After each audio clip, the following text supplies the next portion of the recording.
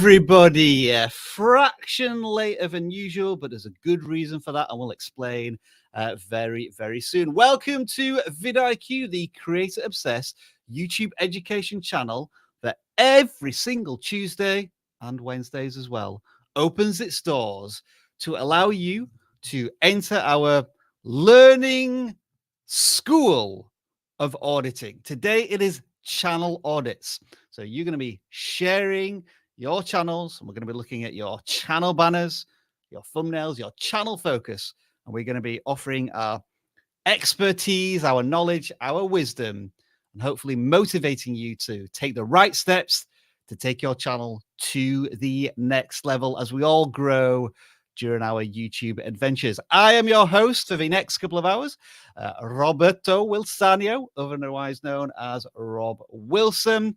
But of course, I could not do this without a collection of co-hosts. Introducing first, he is the master of ceremonies on Wednesdays. He occasionally raises his eyebrows when I introduce him. He's the gaming expert, the video review master. It is Dan the Man. Hey, surprise as always. What is going on in your world, Dan? How are you doing? I'm making a poll. No, Dan is making a poll. Please make sure you all vote on this live stream poll in a matter of moments. And he's gone. Dan has gone to construct his poll. So let's introduce our second regular co-host, the coolest man on the planet. He is continuing to campaign to redesign. That is right. Redesign the thinking emoji. I finished my poll. Thanks, Dan. You've just ruined my intro there. It's Jeff. Hey, Jeff. How's it going? Doing all right. How you guys doing? We're doing awesome. Glad to have you on the show as well. Awesome shirt you're wearing there. Lovely stuff. And folks, why are we a little bit late? Somebody posted in the comments, are vidIQ trying to edge the live stream algorithm? And the answer to that is yes. We were testing what happens when you slightly delay a live stream. And I'm going to show you the results right now. Okay, so we originally scheduled this live stream to go live at 10:45 or like 45 minutes before the hour. And we attach a trailer that plays whenever somebody visits a watch page. And as you can see, exactly 30 minutes before the live stream was due to go live, there was a sudden uptick in views on that trailer, which meant that YouTube was likely promoting this live stream more and people were visiting the page a lot more. And so what we did 15 minutes before, 5 minutes before the live stream was going to go live, we then extended this page. Did you go quiet for now, when the live stream was supposed to go live, it completely tanked all of those views. But then we added another 5 minutes onto the official start time of a live stream. And then again, YouTube started sharing the page with people.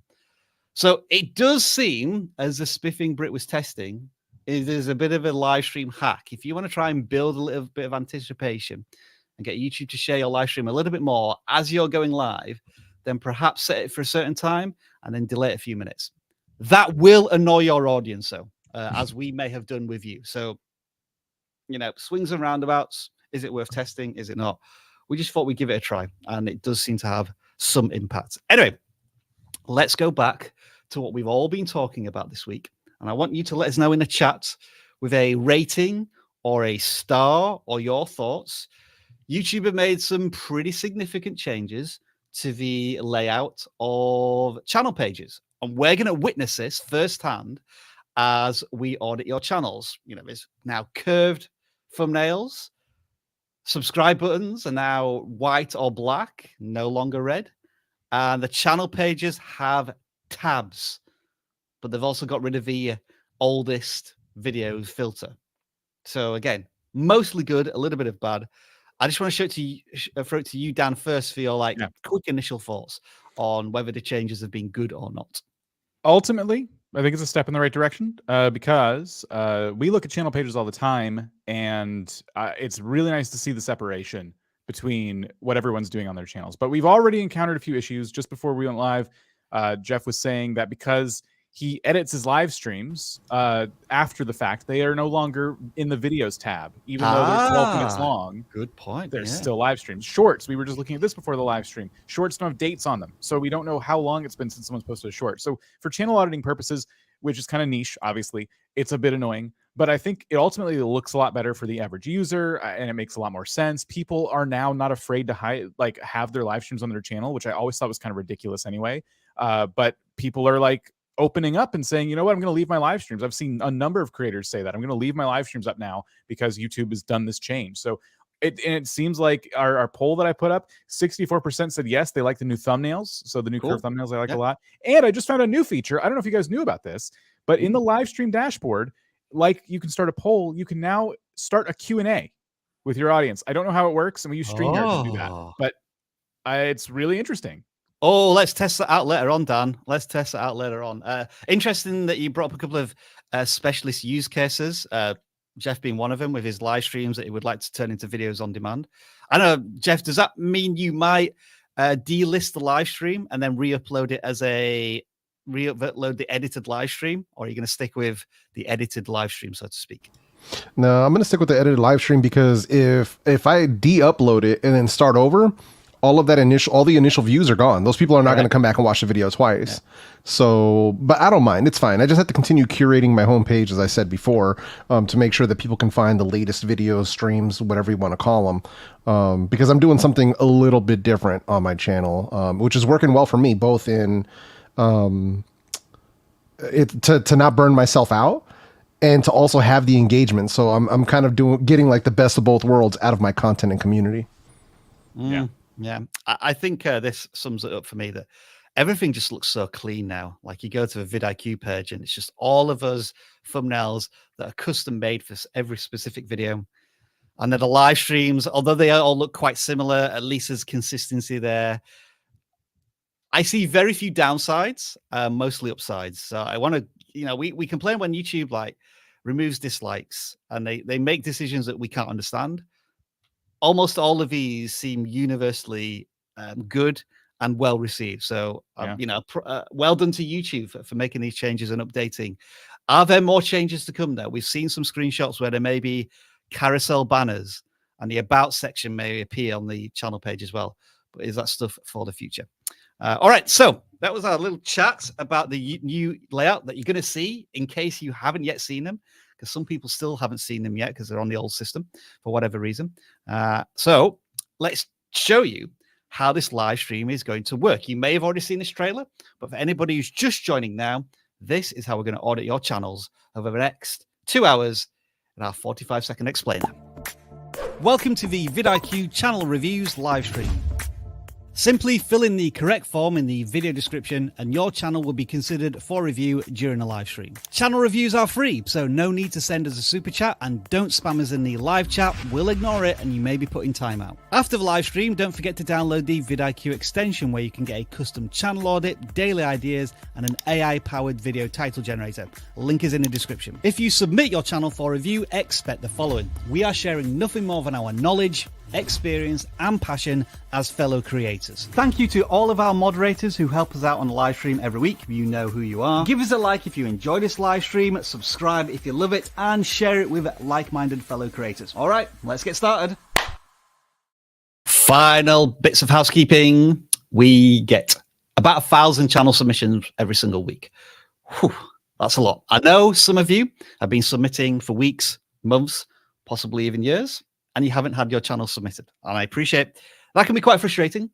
And this is a free service, so we're going to get a high volume of submissions. Here's a really important thing. Think of it like this. We are not auditing your specific channel.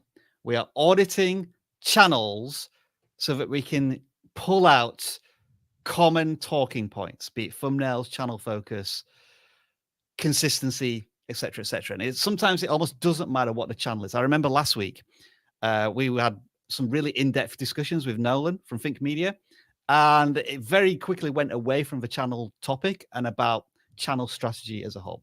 So try to remember that when we're auditing channels. What I advise you do is bring up your channel on a second screen if you can do, and really think about the general topics that we are discussing, because I guarantee you, if we are reviewing a Star Wars Sith channel, some things we talk about may apply to a beauty and makeup channel in weird and wonderful ways. I just want to do one shout out here. I've been live streaming on the vidIQ channel now for about 5 years. And I remember one of the very first moderators I assigned to the channel was the Doberman guy. And I haven't seen him for months, but he's on the live stream right now. And I just want to do a huge shout out, for supporting us in the past and now watching today. And I think he's still got moderating privileges. You don't have to use them. There's no obligation, but like just a huge shout out that there's people still watching this live stream. And I've been doing it now for 5 years and you're still putting up with me. And that's fantastic. I really appreciate it. But anyway, let's get back to the present. And the reason I did say Star Wars Sith channel is because that is the first channel that submitted on our forms yesterday when the live stream went live. So I'll bring this up and I'm going to throw it over to Jeff to start with. First impressions, Jeff, what are we looking at here? Do you like it? What can we suggest? So Star Wars Sith, everything Star Wars. Okay, cool. So let's see. And okay. Not bad. Looks like they're staying pretty consistent. 5 hours ago, day ago, 2 days ago, 4 days ago. So it looks like they're uploading pretty commonly. So nice. All right, cool. Some coverage for New York Comic Con. All right.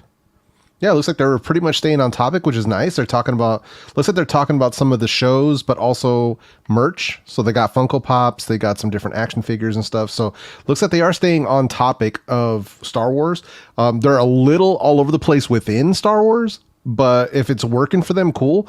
I would be probably if I was looking at their content, I would really be trying to drill down on what are like the best like 3 topics of this within this Star Wars like world that work best for them and start drilling down on that. Mm-hmm. But surface level stuff, I think some of the thumbnails can be a little bit busy. And sometimes the text that they use gets lost. Like this one right here, my first time at NYCC 2022, second from the left. You see how there's text up there, but it's kind of lost. So stuff like that. And then even the text at the bottom there, it's white on white, it's green on a different shade of green.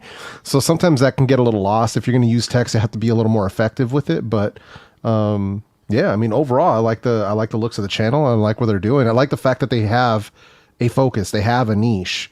But it might be time to step that up and take it down another level. How can I find another lower denomination of this? That's going to be even more focused on a very specific Star Wars fan. Dan, what are your initial thoughts here? I definitely agree with all that. I also think that the titles are lacking a bit of intrigue. Like when they do just about anything, like walking the Javits Center, like all these people that are dressed up, there's a lot going on. Like, could you not have like maybe thought of a more interesting way to pitch that video? Like, that's what everyone's doing when they go to these things. Like, what did you specifically do? What did you specifically see? Maybe you talk about the best cosplay that you saw, things like that. So I've seen really like small channels have like videos where they do these conventions and check out just people in cosplay and stuff. And those videos do really well, because not a lot of people get to go to those. So yeah, I think that's the key there. When you do anything on YouTube, I think intrigue is kind of missing from your titles. They're very functional, aren't they? They're explaining a lot of a what.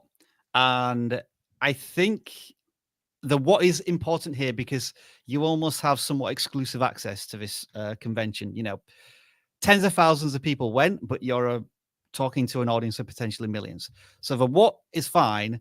But I think, as Dan said, where's the intrigue? Why you walked and you saw these 3 people, are these 3 characters interesting?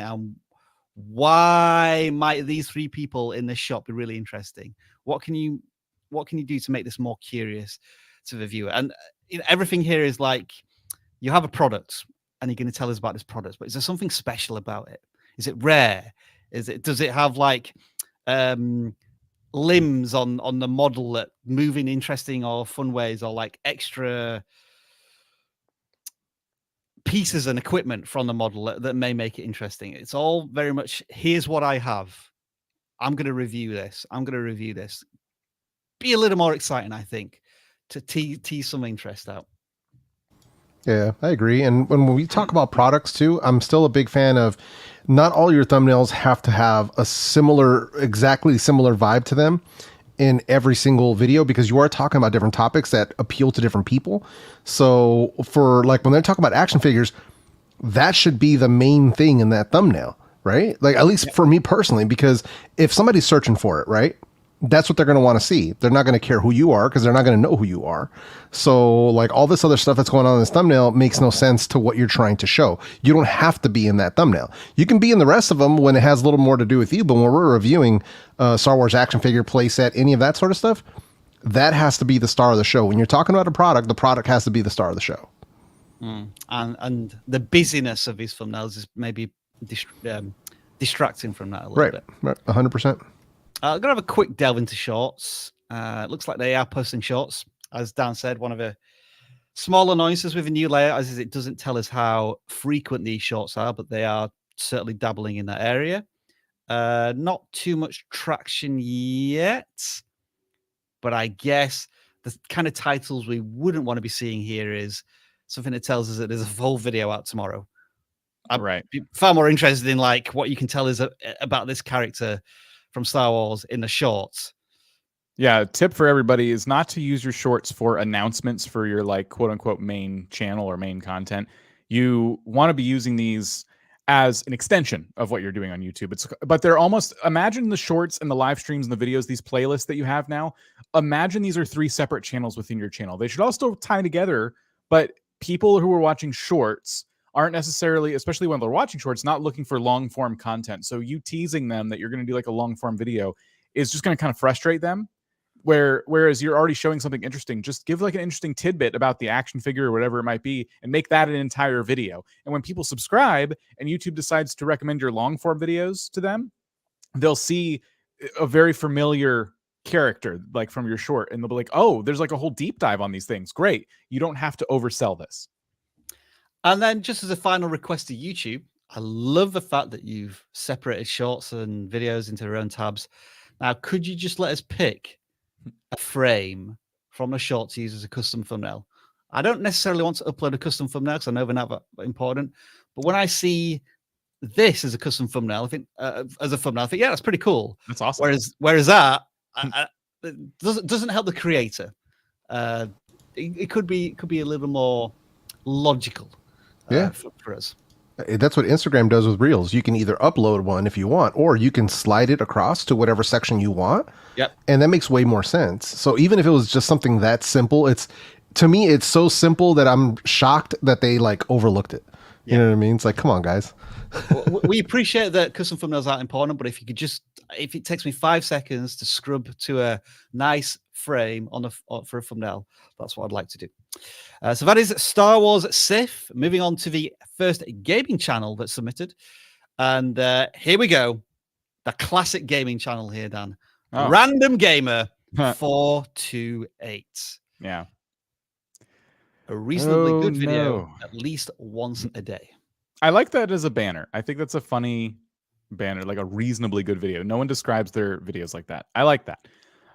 If we scroll down, I think they are living up to their name.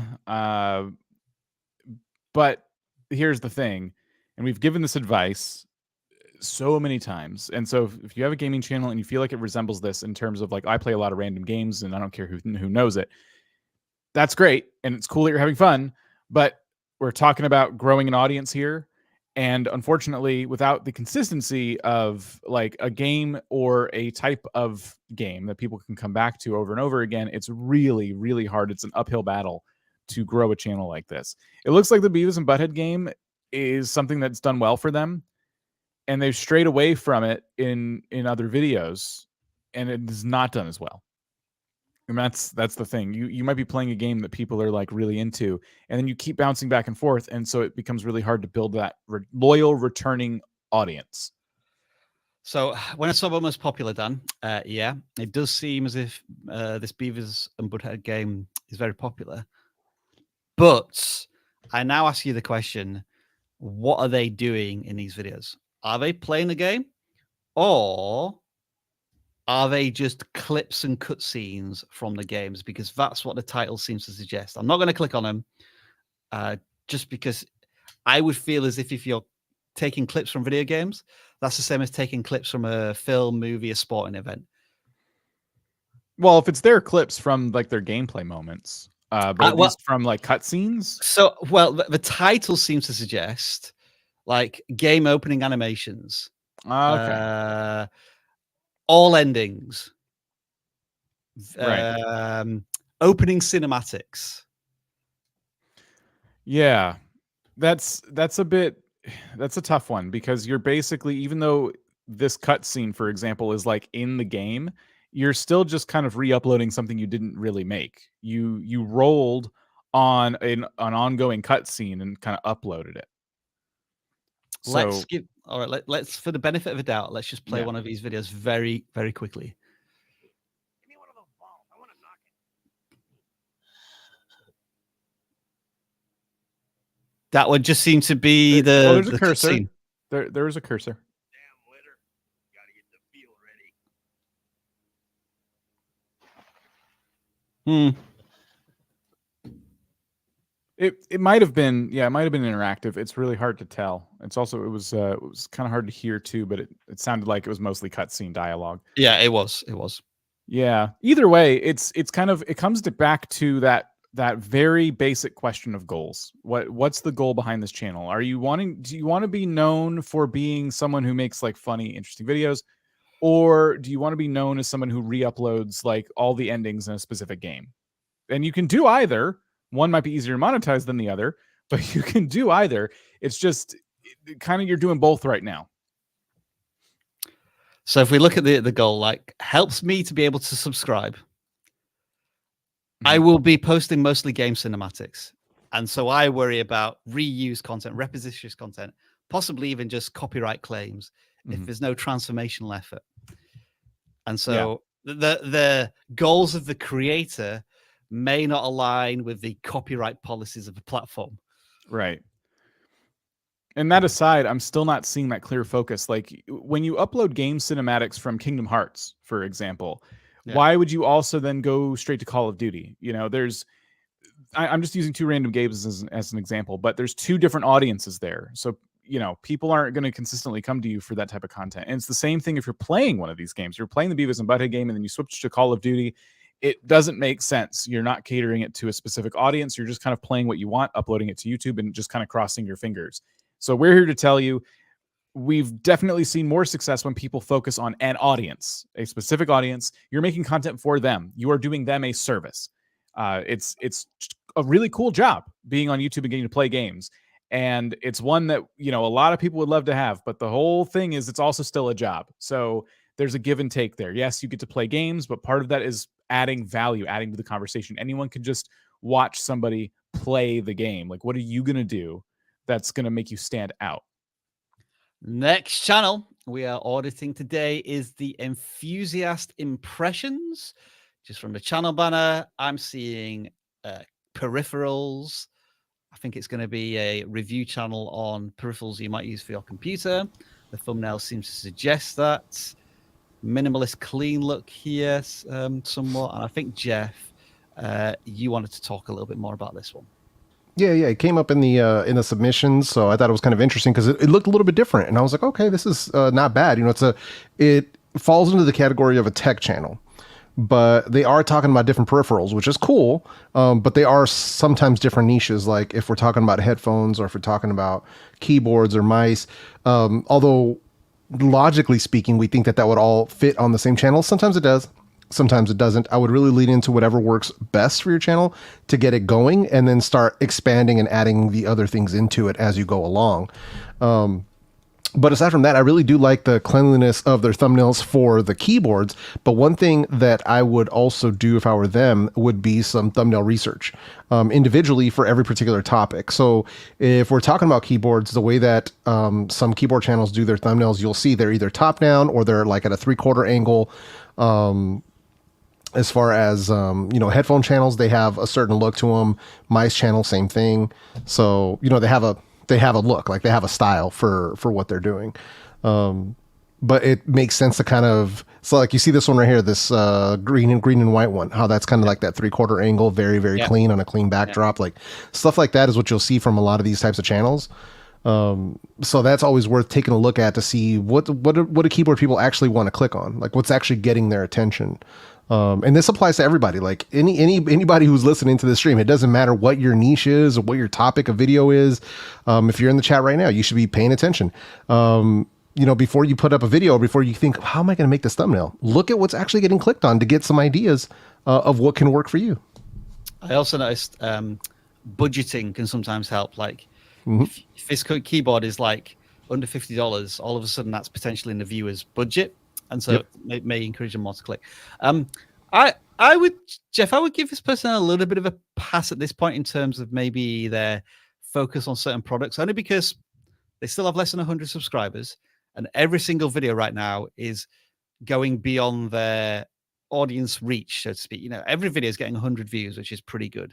So, you know, eventually they may niche down into earbuds or keyboards, or in this particular case, like screwdrivers from LTT. And that one did really well. I mean, there's even trending stories in keyboards and screwdrivers. So you were able to jump on that, which is very well played. Yeah. So it's a smart play on their part. So yeah, I completely agree. It really just comes down to what they can do within their budget. But even then, even if you start small, there's a lot of people who don't have a lot of money to spend. And that's why a lot of my major videos are about products that are under $50, products that are under $100, because that keeps it accessible to a much wider audience of people. So even if you do that, because sometimes like with keyboards, I'll tell you right now, I have at least 12 keyboards now. It gets expensive really quickly, but there is a huge market of inexpensive products, and showing people how they can do this really cool looking keyboard for under blank price is helpful stuff. So Dan, any additional thoughts here? So looking at their thumbnails, the one thing that's jumping out to me is this mat that they use for taking their pictures. Now, sometimes they do it well, like they have the keyboard on one side and some interesting custom keys on the little black part of the mat, right? So it's this mat that's like split on 1/3. The problem is sometimes the mat is distracting. Like it's bugging my eyes a little bit because you still use it for things where you're not using that natural separation. It's making the thumbnails look kind of off balance. So just something to be aware of. So maybe this one is an example, perhaps. Yeah, or even the mouse on the right side of the screen.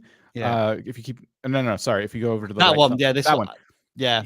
Isn't that weird how like there's just a black bar in a white area and yeah, like that's not what I would imagine for like a clean background. It's a bit confusing. There's a lot of negative space, and I can see why they just tried to tease a box in the top left-hand corner, but I would be surprised if most people can see that, especially on a mobile screen. So yeah, maybe some thumbnail experimentation away from this mat might be a good idea. There's a lot of wasted space here. That's one of the issues that I have with it. Is that they're wasting a lot of space for some of this stuff, or some of the shots are so close, like the final ZE-3000. I know what those are, but the thumbnail is so close up that you can almost not tell what the heck he's showing here. So it's like, all right, cool, but your thumbnail's not doing you any favors. I get that that's where it says the name, but even then the text is still too small for this thumbnail. Look how much space is being wasted here. So that's one of the things where, like the better one for me right now is that go up a little bit. The audio file, sorry, you went too far. Right under this earbud one. Like that one, the headphones themselves take up a good majority of the thumbnail, so that's a better shot in my opinion. Yeah. I mean, I like all of these with these different styles. I think that one looks cool. There's this first one, I think, is like an unusual design as well. Yeah. That must be one of those where they balance something underneath the product. Yeah, it's a classic. It's like a classic tech YouTuber style that they went after with the different products around and the kind of flat lay kind of thing. I get what they were going for with that one for sure. But that's just one of the things where a little bit of work, because here's the thing also we have to remember what's aesthetically pleasing. So like, let's say these are amazing photographs, and what's aesthetically pleasing doesn't necessarily make a good thumbnail. True. Now, two more things. I will assume that when YouTube doesn't include the shorts tab, there are no shorts on the channel. In the same way, there's probably no live streams on this channel. Yeah. And I'm going to play this video for the first 20 seconds. just to give it a little bit of a video review. The DT700 Pro X is made for professional applications such as field monitoring, sound mixing, and even gaming. But if you're in Canada, you might actually find some issues down the road. So I don't know if you heard that well, but Not really. It's kind of some positives, and then with a final, but there may be a problem with this headphone. But that was all done in 10 seconds. So, you know, even if you're looking at it visually, what were your thoughts? Visually speaking, I think the production quality is of a very high standard. Yep. I think the editing is of a very high standard. I could tell they were using a nice mic. I couldn't hear it too well, but I assume it sounded good. It did. It did. So yeah, I thought that was a good hook too. I think this branded intro, as far as branded intros go, where people play their some music and their channel logo and stuff, it's nice and short, and I like that it shows the product of the day. You know, it's not just some animated thing that they bought on Fiverr. It's literally what you're going to be reviewing. So it's almost an excuse to show some B-roll, you know, and I like that. Jeff, what connector is that? Oh, that's a mini XLR. Never seen that before. Oh, blimey, that makes it look. Yeah, you know, are you familiar with XLR connectors? Sure, yeah, but it's a miniature version. Blimey, I bet that's hard to replace. Yeah, you'll find a lot of them on different headphones. Like this headphone I'm wearing right now uses mini XLR connectors. Wow. Does that mean it needs its own power source? Then you got to plug it into like a not necessarily generator just off of camera. Yeah, it can work better but you don't have to do that. So you are the headphones aficionado here, Jeff. Just again, I've got it muted, but like, how do you feel this is going in terms of a product review? So far, for what I'm looking at, production-wise, looks great. Yeah, looks good. So I'm going to be taking a look at the channel, seeing what they think of those. I have those headphones as well, so kind of get their thoughts on them. So yeah, they weren't for me as it turned out, but that's a shame. Yeah, the sound it's just not my cup of tea. Good editing, like subtle lower third down there, and yeah, I think I would be. Dan, I would be giving this like a solid 6 or 7 out of 10 in terms of editing if we were doing a video review. So tell us a little bit more. Why should people tune in this time tomorrow? I made a few people yawn. I apologize. The video review stream is tomorrow. So it's like this, except today we're going to talk a lot about titles and thumbnails. We want people to click into your videos, but once they're there, tomorrow will help them stay in the videos. We want them to not leave the second they get in there. We don't want them to leave halfway through the video. We want them to stay the entire time. So we're giving all kinds of tips tomorrow. It'll be in the same format where you'll be submitting channels to a random form, and we will pluck your name from that form as we go through the day. Boom. Back to today's channel audits, and it is Xander Develops. They are approaching 200 subscribers. My first impression tells me that they're a gaming development channel, and these seem to be increasing in popularity as time goes by. So, Dan, I think you picked this channel, and there looks to be some solid numbers here for the size of a channel. Just maybe a cadence issue, not that many views, not that many videos, at least in the long form content. Yeah, game dev videos are a thing. You know, they take a long, as you can imagine, they take a long time to make. And I think, I'm going to say something bold right now. I think you can get away with 1 video a month with this kind of channel. But if you're going to do that, you want that video to be a knockout success, obviously. You're going to be putting a lot of work into it. And you're already putting a lot of work into it because you're crafting a game. I don't think, we haven't watched the videos, obviously, but I don't think I'm saying you need to make them longer or shorter and they should have more effects or less effects. What I'm saying is the pitch of these videos is going to be everything. Now I'm kind of curious what this is. I'm muted the sound. Okay. Okay, so they're describing, this is the hook, and they're demonstrating that they're doing a challenge. They have to build a game in 10 days, and this is like the way they're, instead of like being on camera and saying, I have to build a game in 10 days, this is the way they decided to do it. It's an interesting animation style. Not personally for me, but maybe it's not a big deal. I'm just picky. So day 1, I like that they're zooming in on different things in their template there, that they're going to show everybody what they're doing. Yeah. That's all fine, well and good. So what I would say is that the pitch of this video, here's the problem with it. It's a 10-day challenge building a game. I want you to talk about the type of game you're building. I want to know more about what I'm about to watch, because I, like a lot of people who play games, like a certain type of game. Now, Will we ever get to play it? Probably not. If you don't release it, but that doesn't matter. If it's not a game that I would ever play, it's going to be really hard for me to get interested in watching this new creator build it, right? So if you're building an RTS game, a real-time strategy game, but I only like first-person shooter games, I might not watch. But I'm even less likely to watch if I don't know what I'm getting into. It looks like a sports game based on the basketball thumbnail and stuff, but that's all I got. And also, that thumbnail doesn't look like a game. That's the other problem. It looks like, I don't know, just a cartoon basketball. So it doesn't scream gaming vlog or gaming challenge or developer or anything like that. So that's what you need to work on. If you're going to be releasing videos once a month, which is, again, fine, you should really be zooming in on the title and the thumbnail of your videos. You want them to have the best pitch possible. So I'd really recommend going into other game dev channels that are really successful and seeing how they're kind of handling this. I noticed that some of the videos get a bit more traction when they tie it into like a well-known service. Like I sold a game on Fiverr. I got 300 views. And one about making a mobile game in 24 hours, but having the Unity logo on the thumbnail maybe kind of helped with a little bit of a push there as well. So do you think maybe it's worth tying it into whatever development program or professional service they may be using? Yeah, as well might be an idea. That's going to be the other thing too. Yeah, you can say mobile game, but yeah, if you're saying Unity, people who are thinking about like learning about making mobile games or whatever it might be, they see that Unity logo there and they're like, okay, like I might pick something up from this, even though if it's not my type of game. But yeah, my biggest gripe is with the latest video, of course. I'm noticing in the one before that, there's a Unity logo kind of tucked in there in the middle. But I'm really seeing making a VR game, right? Sure. I would just like to know more about it. I want to know more about what I'm about to click on, you know? Yeah. They've dabbled in shorts, but they haven't done too much there yet. So we won't focus on that for this audit. Just Jeff, any final thoughts here? If you spotted anything in the titles or the thumbnails, or are we good to move on? No, I would say we're good to move on. I think if anything, I like where they're headed with them. Some of them are a little too busy. Sometimes the text is a little too small. But aside from that, it's just a work in progress. Like, I don't know how long they've been at it.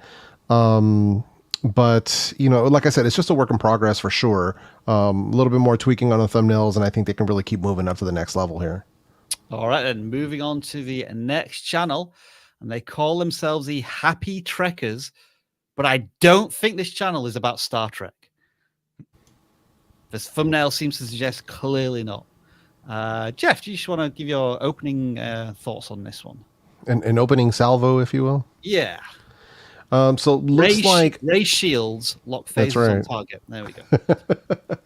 So yeah, I mean, it looks like they're showing something similar to like a map of sorts in their banner, and it just says Happy Trekkers.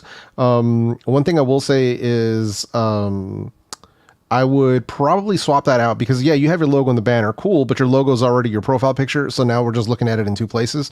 It's a waste of space. So I would probably want to put a value proposition in your banner. You can still keep your logo off to the side if you choose, but a value proposition. You know what I mean? Like here it shows find your happy place. You see how that changed? Oh. You see that? Like that's a better banner than the first one. Did they manage to do that? Well, maybe they were like, oh wait, we better change it now. 7 seconds of Jeff saying you should change his channel banner. Yeah, Bam. what the heck? So that's cool. Like I prefer something like this. Do it again, Jeff. Find your happy place, cool. You know, if that's the value proposition, you know, helping you find your happy place or whatever it might be. But this is better than that first one. I'll tell you that much. Yeah. Dynamic channel banner changing there, incredible. Let's see. But then Mexico, can you afford it? Is it safe? Uber from Mexico. So it looks like. All right. So my guess is that they're in Mexico because it looks like 7 of these 8 videos are about Mexico. Yep. So maybe that's what they're going. Maybe they're expats because that might be what's going on. Interesting. But yeah, so that might be what's going on there.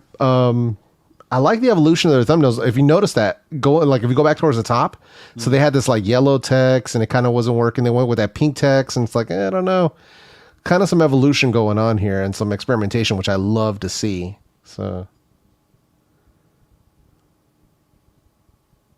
I think for me, once again, it's titles. Sometimes they're a little more detailed than others, but I was seeing some that are really simple, like live and work in Germany. It's just, again, we're finding those titles that are very straight to the point. There's, you know, like you said earlier, Rob, the what, but not the why. Yeah. Yeah, I guess my question here would be, who is the ideal viewer? Because I'm seeing some stuff about moving to certain countries, and like there was one to moving to Germany, and then stuff that's a bit more factual, like coldest cities in the USA. Should that be on like a travel channel or a listicle channel? Because I might be interested in the 10 coldest cities. I'm never going to go to them. I'm just interested in the facts behind it. Yeah. So is it relevant here? And when I'm looking at the most recent videos, what I'm seeing, it might be a little anecdotal, is, but when they are maybe sharing their own stories, like walking downtown in Tijuana, they're crossing the border, they screwed up in Mexico, those storytelling videos seem to be a lot more popular than the what you might call the traditional searched discovery content, like Mexico travel questions and answers, using an Uber in Mexico. It doesn't look as if your audience is responding as well to that content. So maybe you need to listen to what your audience is really after here, which is your personal stories as opposed to, I guess, information. And it's usually the other way around. Usually we'll be recommending you to build your channel. You find good search questions to answer. But if it doesn't seem to be the case here, just from what we can see, definitely more personal travel vlogging seems to be more popular. Yeah. And then the thumbnails for me seem to have gone down a bit of a track of I'm just going to test lots of different random thumbnails at the moment, where there was, I mean, personal opinion, Jeff, I just think these were more attractive to look at than and more consistent than what we're seeing now. But I appreciate that these were from a certain series of videos that they were making. Right. For those types of videos, it definitely makes a lot more sense, for sure. Not sure how I feel about the pink glowing text. Yeah, me too. Not too sure on that stuff. I think the yellow definitely looks a lot better. I think the yellow color looks good. I don't know about that font, but I think the yellow color looks good for sure. Uber from Mexico. Yeah, some of these thumbnails are a little odd, like they're using sort of like a stock image or something. Yeah. But yeah, looks like they're trying though, which is something I like to see. So sure. I'm noticing that they save their intrigue for the thumbnail. They're taking intrigue away from the title to put it in the thumbnail, which is not going to be searchable. It's not going to show up the same way in like home, or browse. So that's the other thing. Like I was talking about title intrigue a second ago. Take the little 3 or 4 word phrase you were going to use in your thumbnail and make that part of the title somehow. We screwed up in Mexico City. That's like a really interesting title. Is it safe? Tijuana, like these are like the interesting bits that we're talking about when everyone's like, what? They keep saying there's not enough intrigue in the title. What do they mean? That's what I mean. Like these really like interesting questions you're asking that go along with like the theme of your video. Mm-hmm. Closing statements then for Happy Trekkers. Anything else to add? I did go to shorts. It looks like they are experimenting with shorts. They haven't done too many yet, and they haven't got that much traction. I still think, for me, I don't think this creator has found their target audience yet. Are they looking for people who are like, some of these seems to suggest people living in Mexico, or you're moving to Mexico, whereas others are travel vlogs. Others are you moving to Germany? I'm going to be moving to one place probably in the next 10 to 15 years. Like, make everything about this experience in one place. That's what I would be thinking about in terms of target audience. But love to know your final thoughts, Dan and Jeff, if you have any. Yeah, that's a key, right? Because if the only thing that ties some of these videos together is Mexico, then you're not targeting tightly enough, right? Because the person that's going to be looking for information about the best neighborhoods to live in a specific Mexico City is going to be a very different viewer from the person who's just watching your vacation vlog in Cozumel or somewhere. You know what I mean? So that's not the same viewer, even though both are Mexico, quote unquote. That's not the same target audience. So I think one of the things that they would definitely need to focus on is drilling down exactly who it is that they want to target as their viewer, and then getting after that same person video after video after video for the next 20, 30, 40, 50 videos. Yep. And that's really what they need to focus in on. So either there's helpful tips and tricks videos about whatever city you're in, or travel vlogs. If you need to do both, you may want to do those in separate channels. Yeah. Cool background. Can I just say that? Like your channel banner is actually the background on your wall. Yep. I think that's very I like cool. that. Yeah. I completely agree. And I think everybody here could benefit from sitting down and creating a profile, an avatar for the person who you want watching all of your videos. We talk about this a lot, but that like this channel needs to do it too. Like traveling isn't quite a tight enough avatar, but if it's people visiting a certain city in Mexico and you're the expert on that city, you can dedicate an entire channel to that. You know, they were answering very specific questions about the best time to get an Uber in a specific place. And that's like screams like a certain type of person that your videos are reaching. So you can really drill down on that. And just like the gaming channels, I saw a few people like, I don't want to play one game, just when we were talking about it earlier. Like, you don't have to necessarily. You have to drill down on the type of viewer that you're trying to target. And then you have to play games and do things that would attract that person over and over again. It's one person.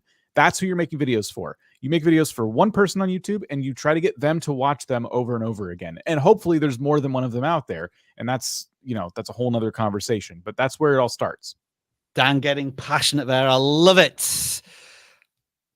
The current sitrep is, folks, that we have 600 submissions on the non-gaming channel form and another 580. So about 1,200 channel submissions already.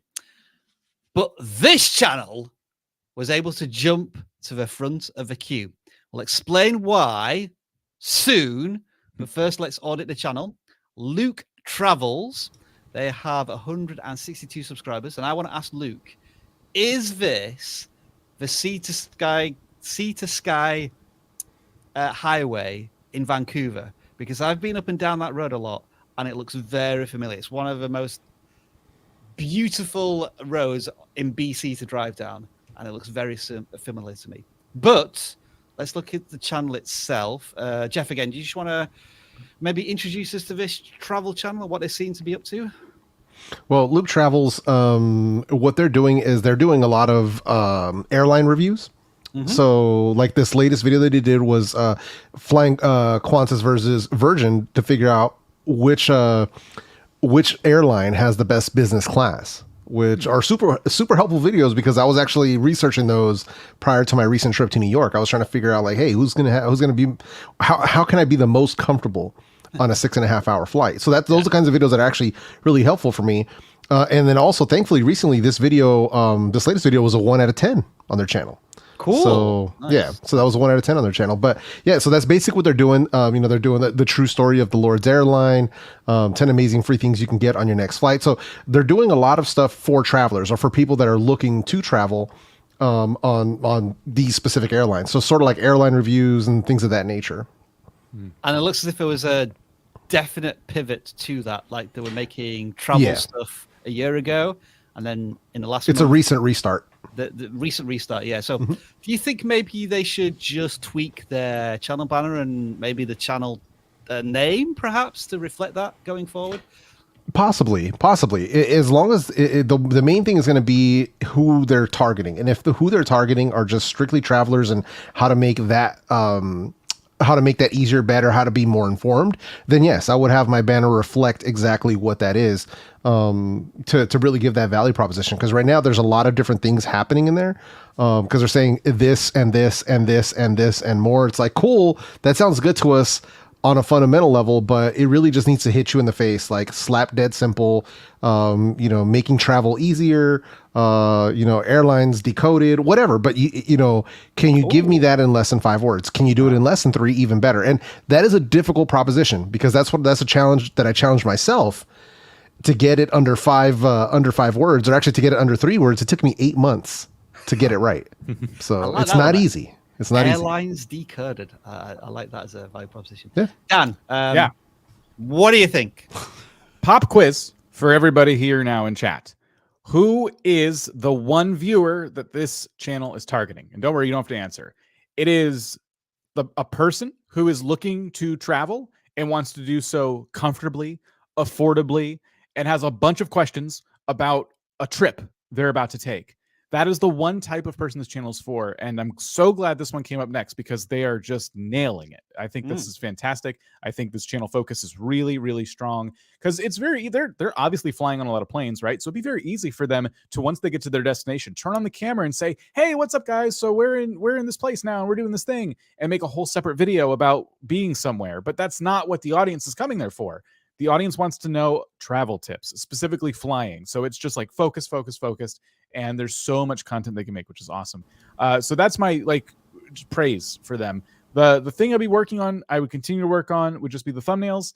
In particular, the latest one, I love that it was 1 out of 10 for you. I'm really happy about that. I just think the background you chose is a bit confusing. Like, I think that was an intentional choice, but you have red logos on a purple background, which was fine, but then a red background for the one there on the left, and it's hard to see, and it's that's the kind of thing. I would continue tweaking your thumbnails and trying to find that good balance when you're like playing with a lot of different elements like that.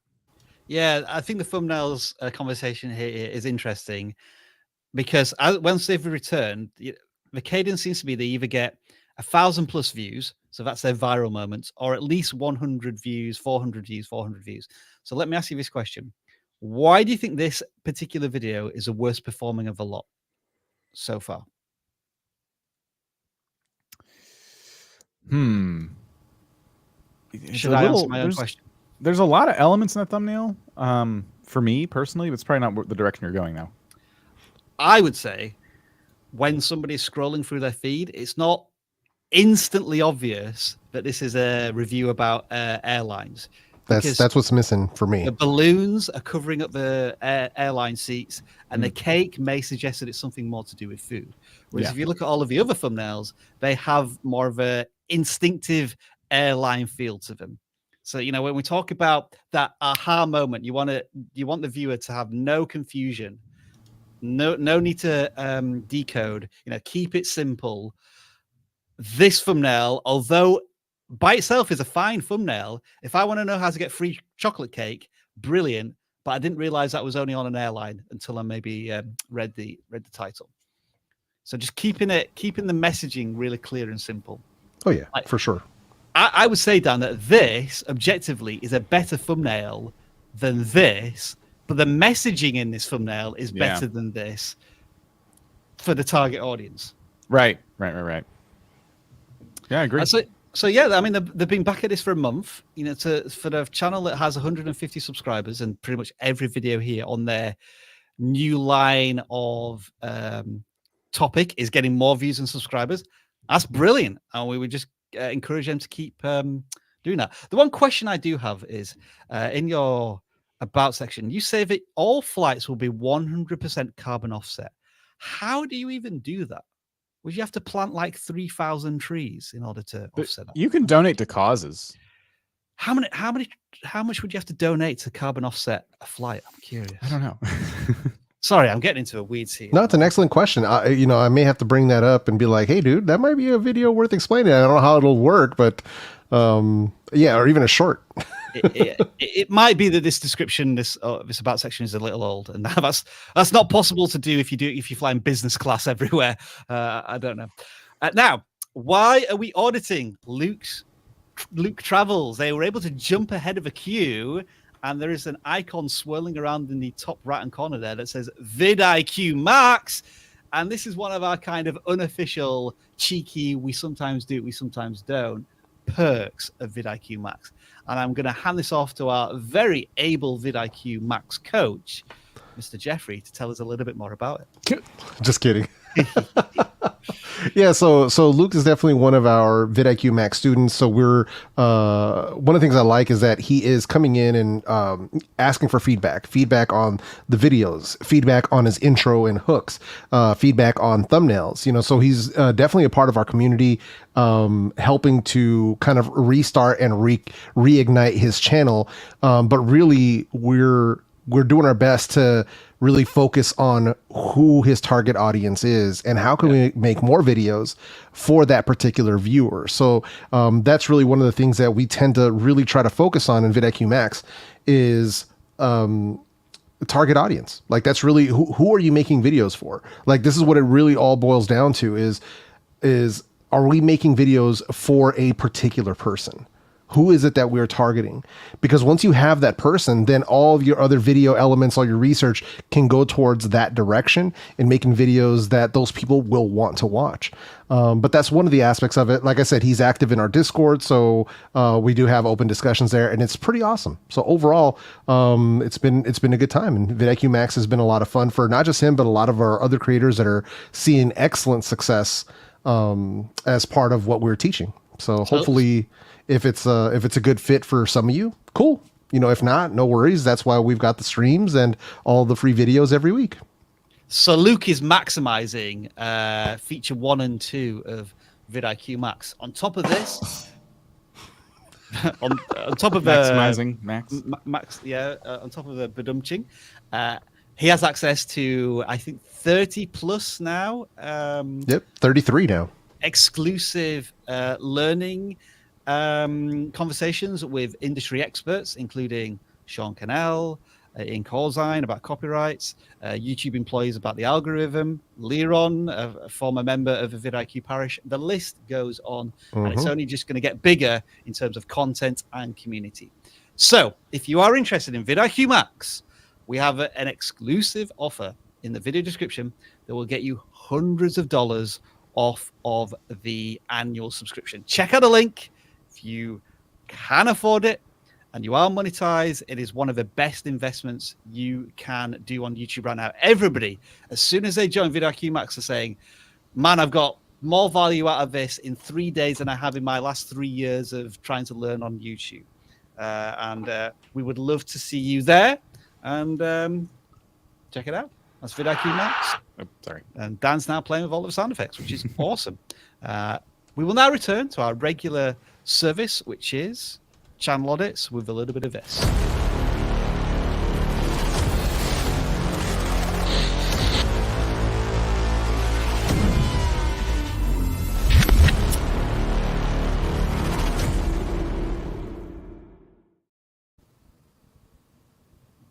Just stay there.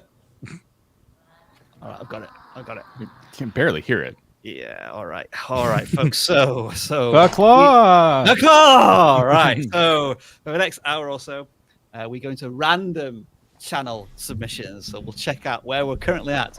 639 channel submissions in the non-gaming section. 621. That's why we divide up non-gaming and gaming channels to get a nice selection of both.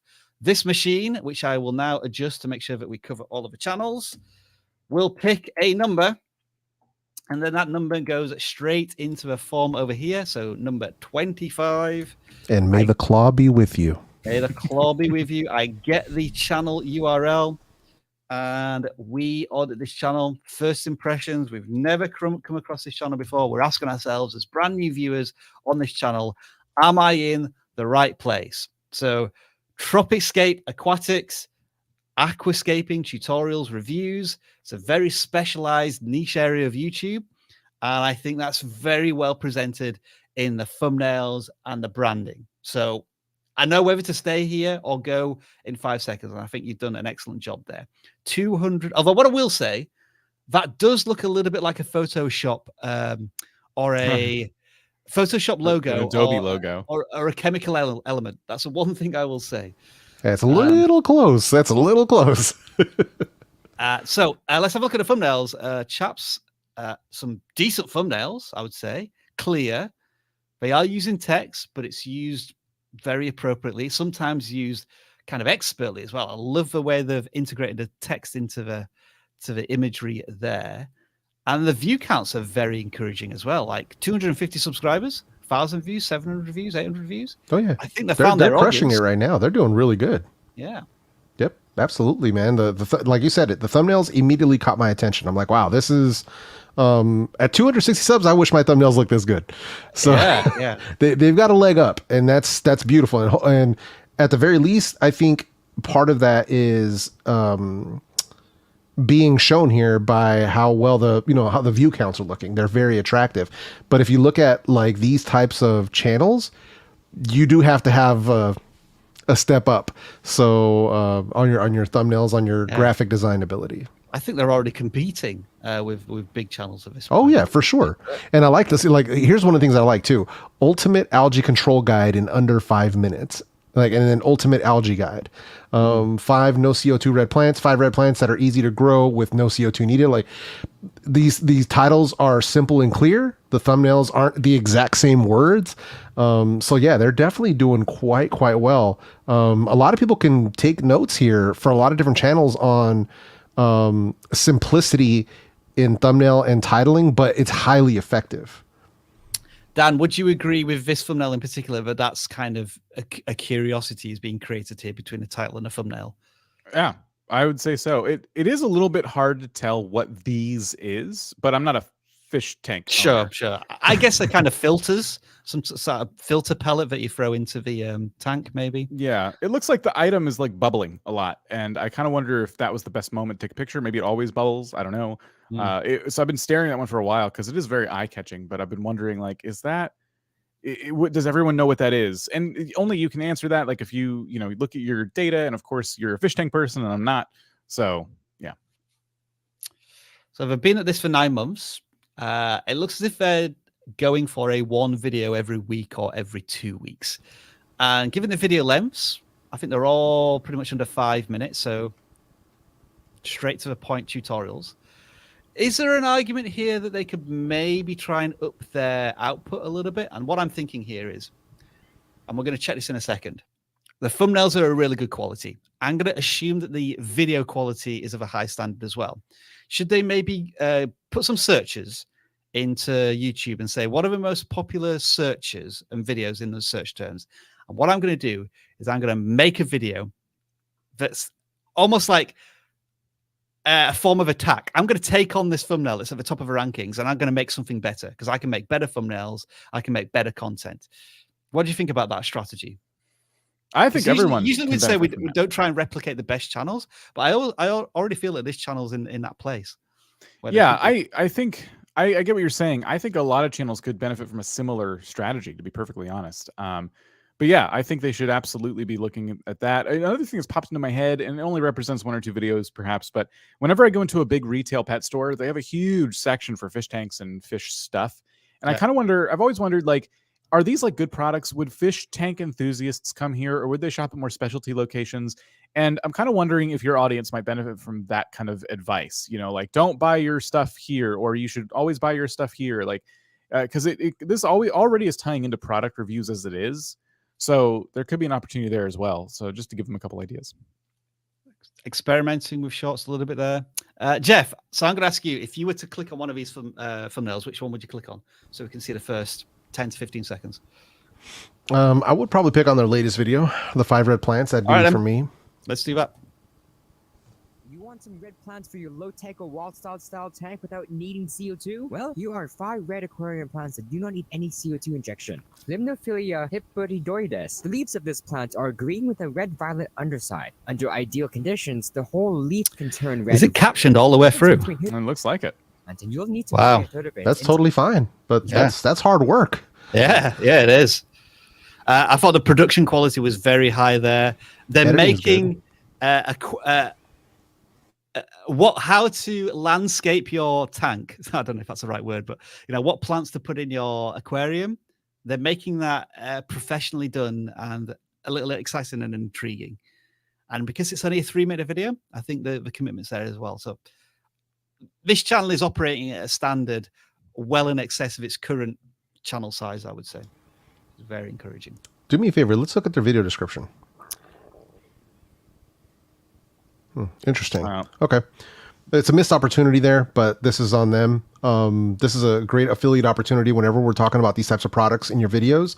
If they're available to be bought at any of the pet places or places that offer this sort of product, whether it's Amazon or wherever else, if you can get affiliate commissions from that, it can be super useful. You can kind of double up on your earnings that way.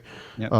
But just something to think about. If you ever talk about products in your videos, don't ignore that ability if you want to. You don't have to, but if you want to.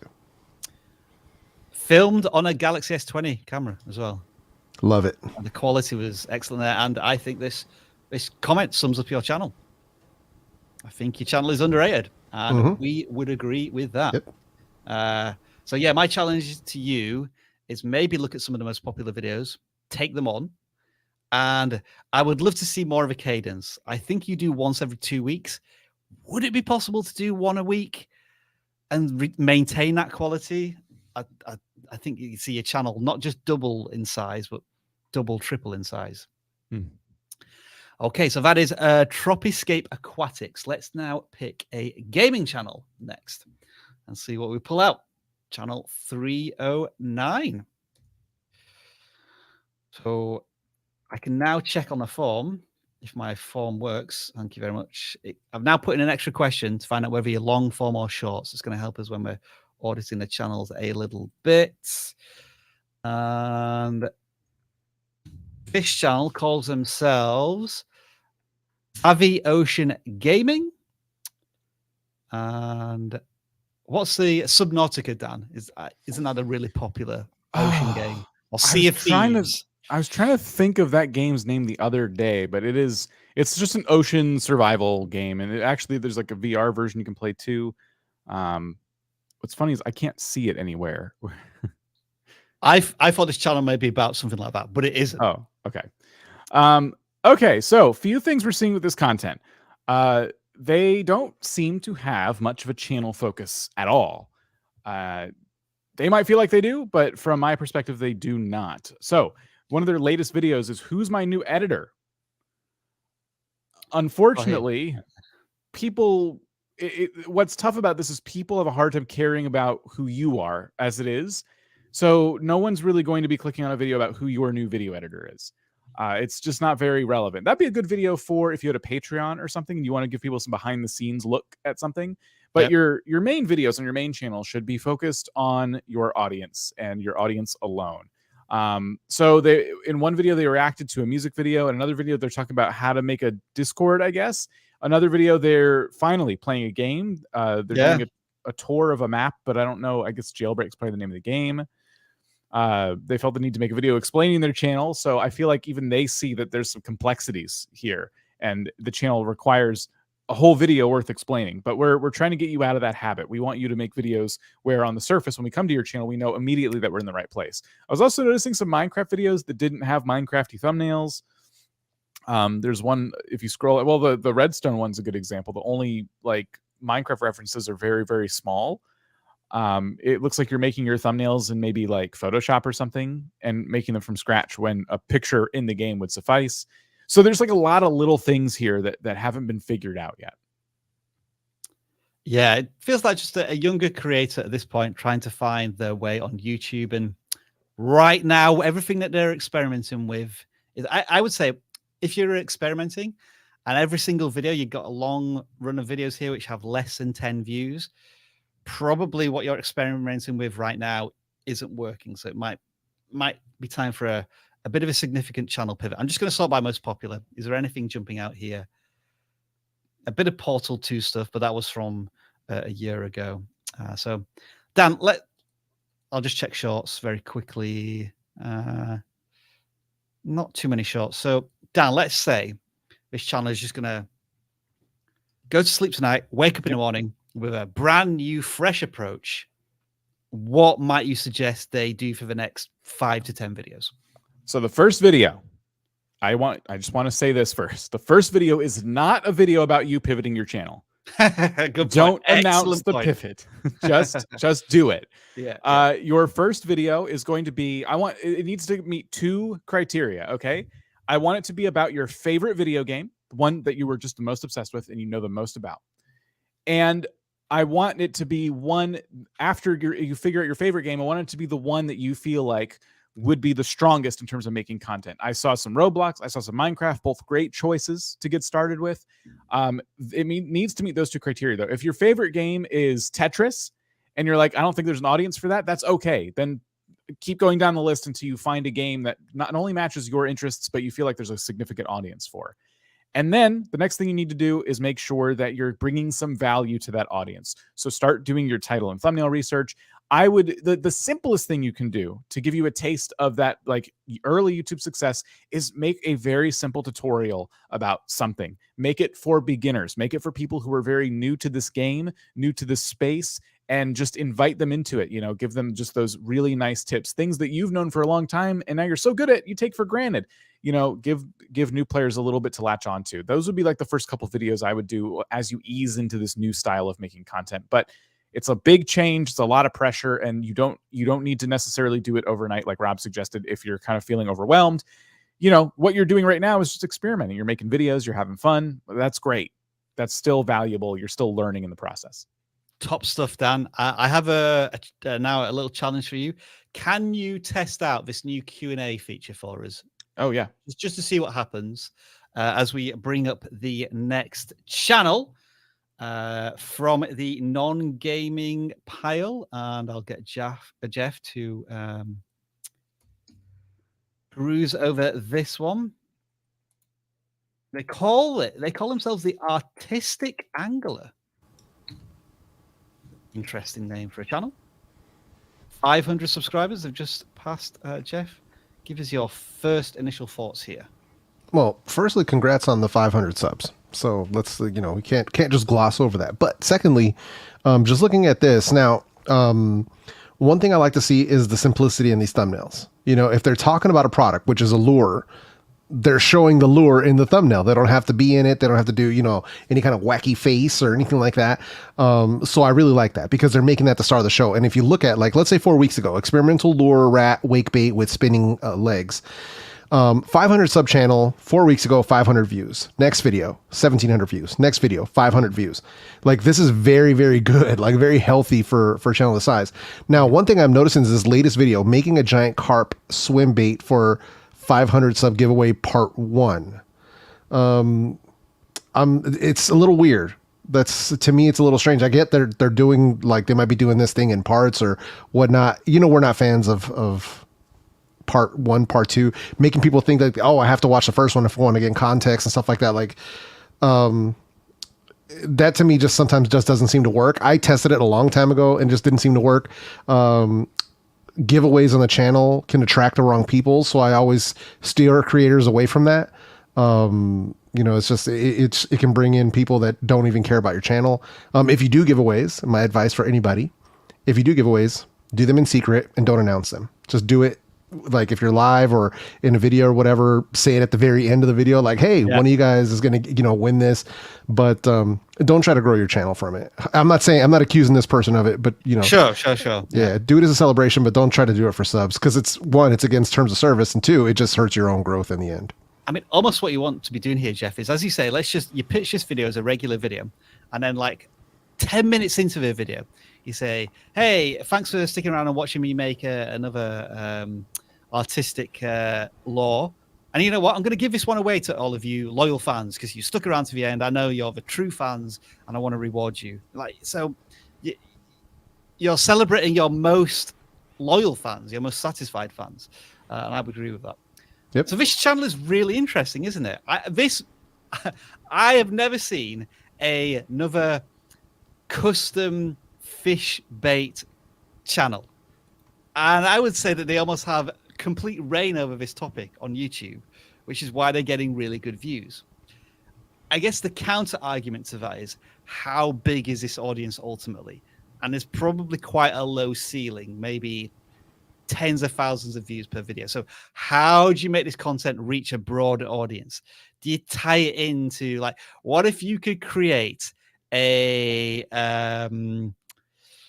lore that's both appealing to fish, but it's a cultural phenomenon, like a Squid Game lure, when that was really popular last year. That's kind of where my crazy thought is going. But I mean, that looks more like a mouse. So it looks as if you can create bait and lure, which is still going to attract fish.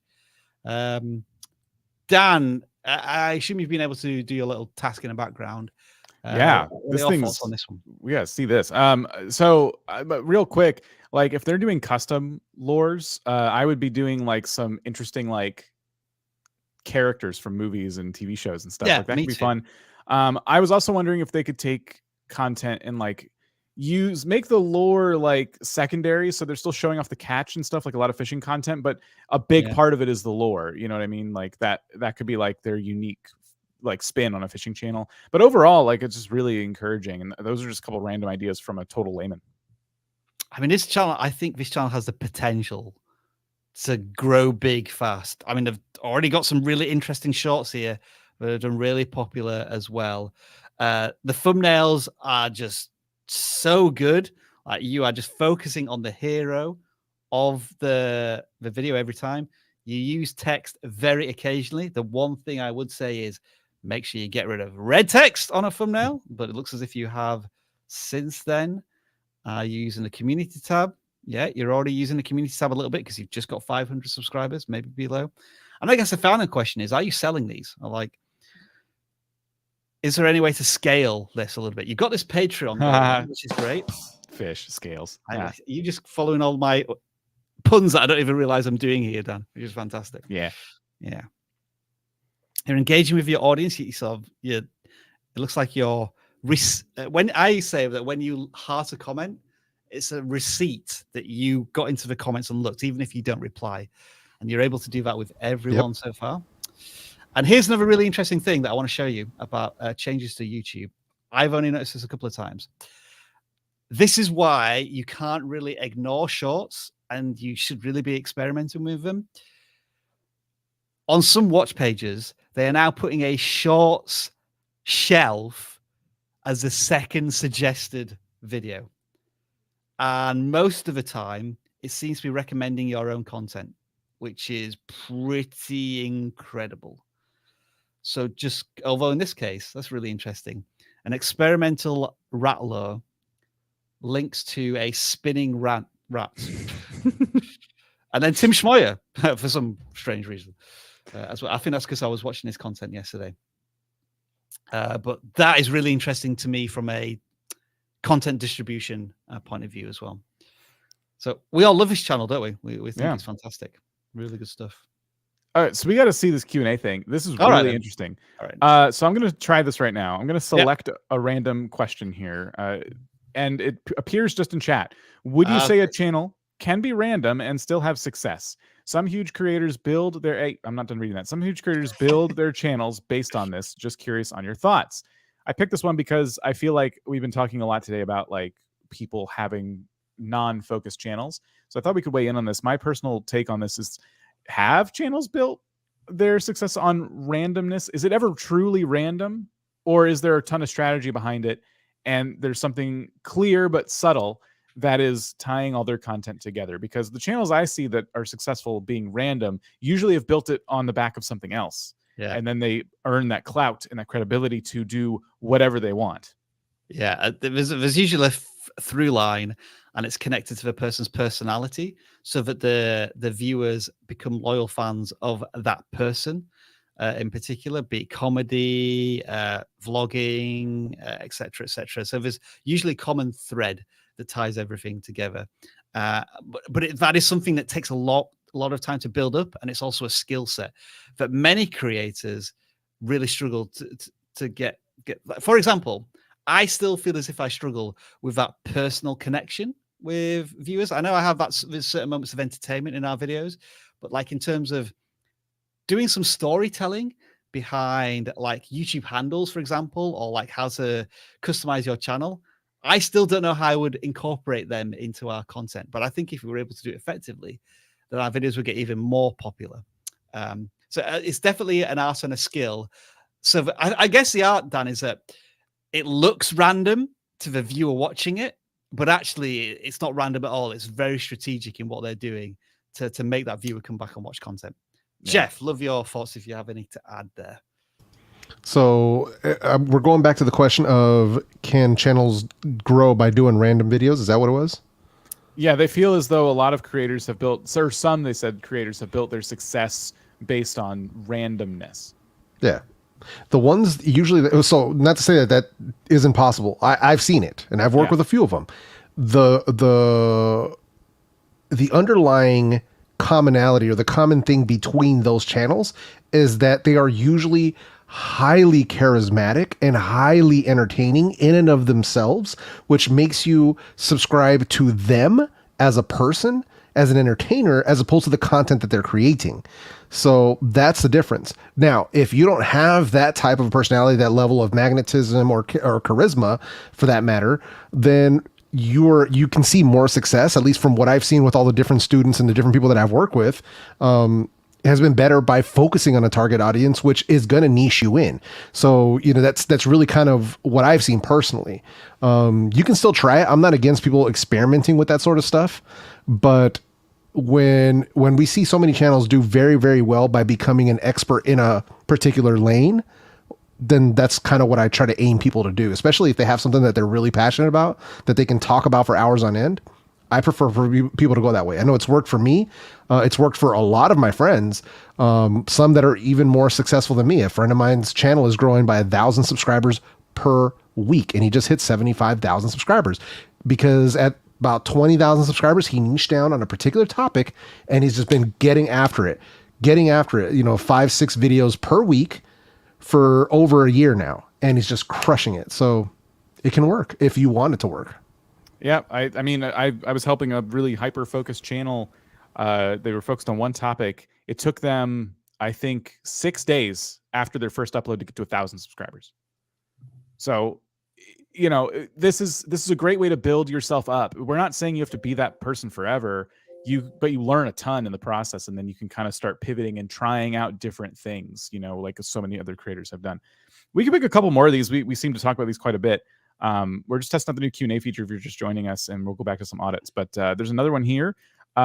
Do you think that you should be using shorts to point to long form content now, or continue to treat it like a separate content? And separate content now that YouTube has remodeled the channel pages and algorithm.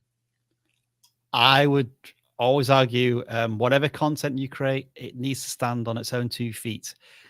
If you get to a point where you're really good at making that content appeal to the viewer for what it is, then you can maybe start to experiment with how can you lead to a natural call to action to get them to watch something next. But for me, I would be focusing on the short as a short and not how it funnels people to other content. But maybe I haven't developed that skill set to do it effectively yet. The problem is with shorts is that it doesn't have any on-screen calls to action where you could point to it and click on it. You have to tell them to go into the description, use a link there, and there's a lot of friction with that.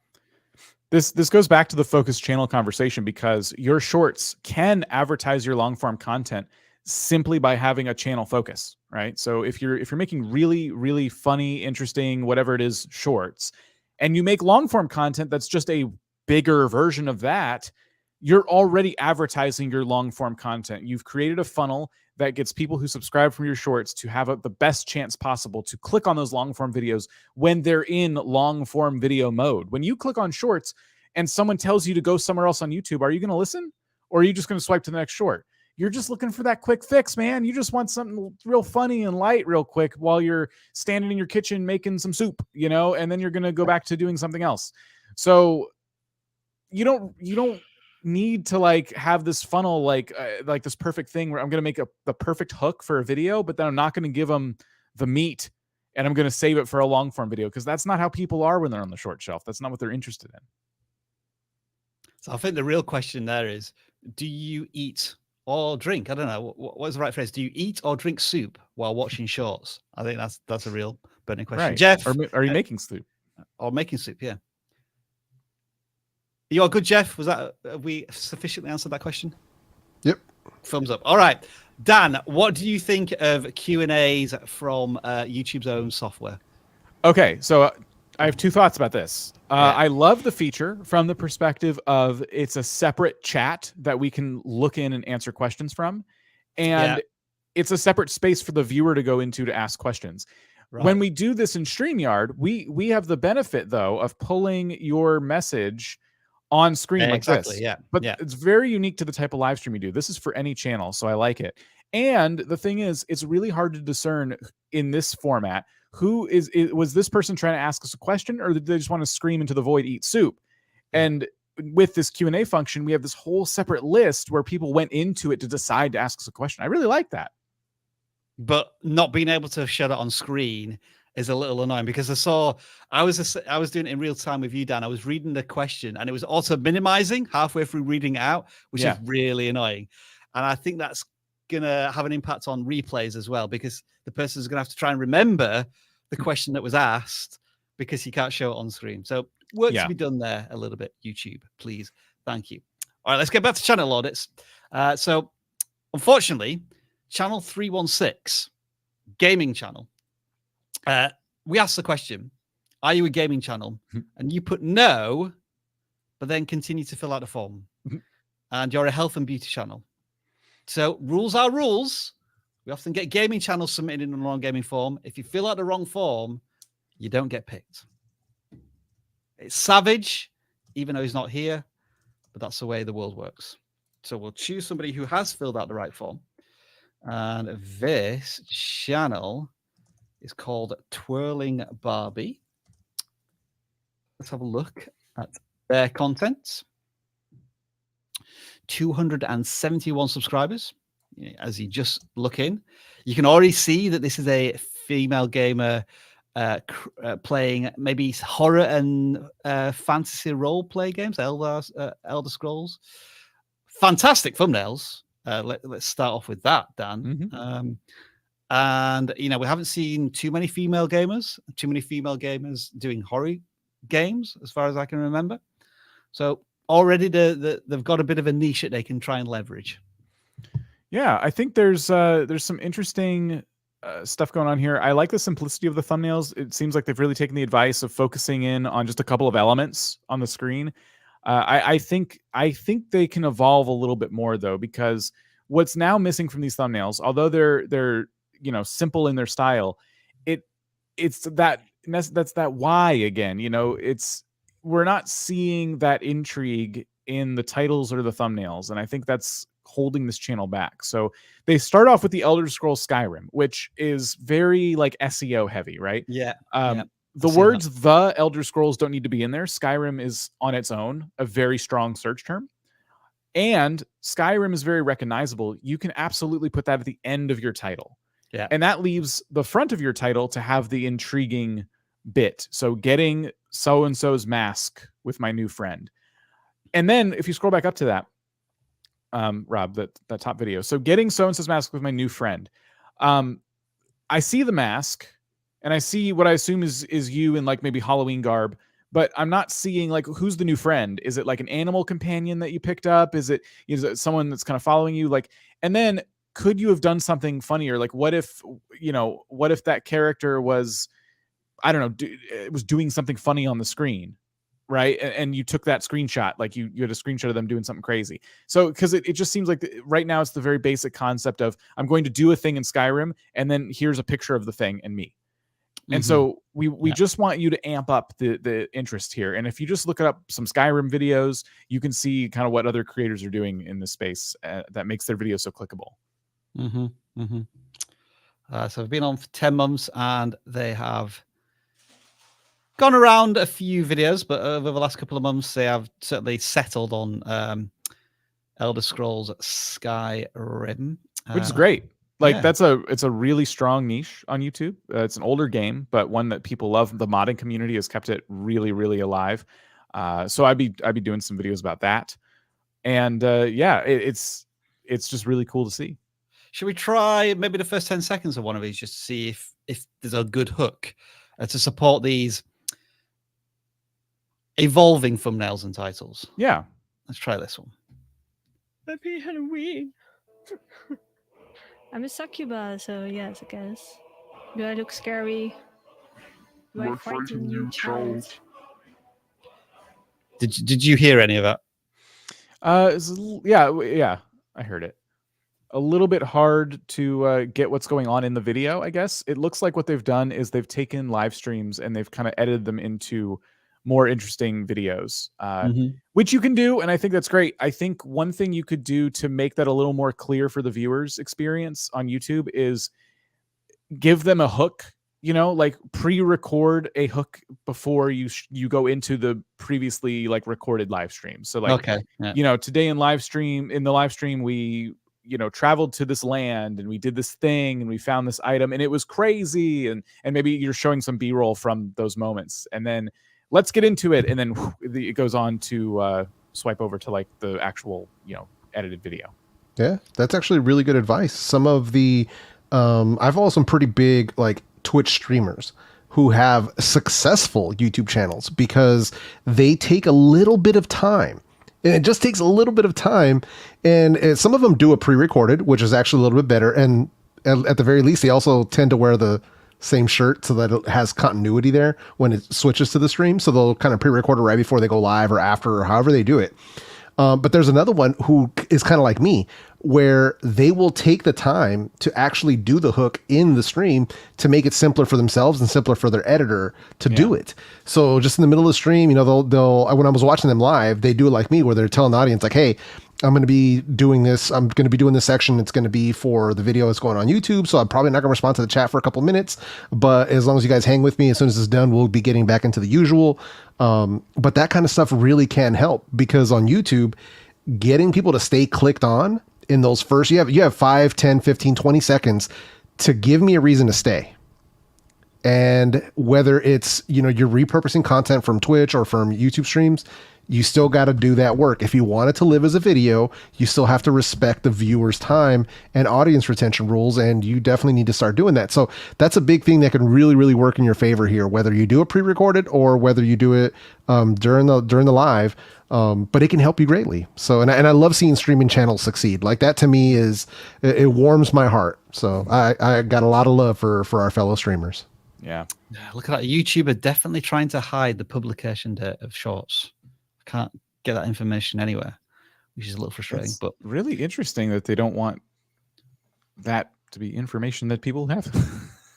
Credit to Twirling Barbie as well for taking, I guess, maybe live streams to video on demand, and then all the way down to shorts. Some of these shorts are getting some good views as well. Yeah. So it's good to see that you're dabbling in all of the creative spaces here on YouTube, even though right now you just have 271 subscribers. So to be tackling all of those areas, we want to give you credit for that as well. That's only a matter of time.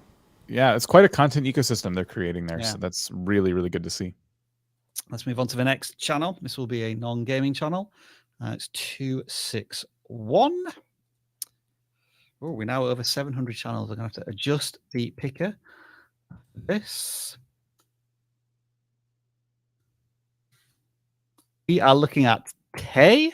Just over 2,000 subscribers, and it is an animation channel, I believe, with a very high cadence.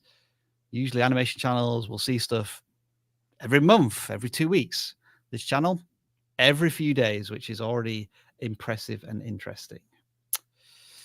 Jeff, though, when we look at the titles and the thumbnails, are you left a little lost as to what these videos might be about? Yeah, completely. But it could be that I'm just not the right target audience. Sure. So, but with that in mind, we also have to understand for a random person coming in, which is what most of our viewers are, I don't know what I'm getting myself into. I don't know what it is that I'm hoping to find here. So that's kind of the issue. There's a little bit of a messaging issue here with exactly what it is that I'm getting out of this channel. Oh, look at that. Tying into a very popular game, animation, bang. Big views. Big views. I'm spotting a bit of a cat theme here as well. Do we need to watch one of these for 20 seconds? Yeah. Let's do this one. Are you listening? Hopefully you can hear it. Oh, hello. Are you still listening?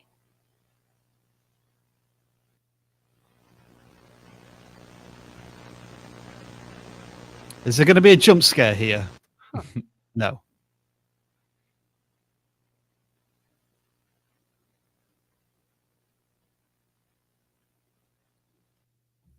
I was somewhat meh about that. It didn't really excite me in any way. Like maybe the thumbnail and the title would have been intriguing, but I would have come away from that thinking I'm probably not going to click on another one of their videos. So does that suggest that some of the storytelling, which is very hard to do, needs a little bit of tweaking and work?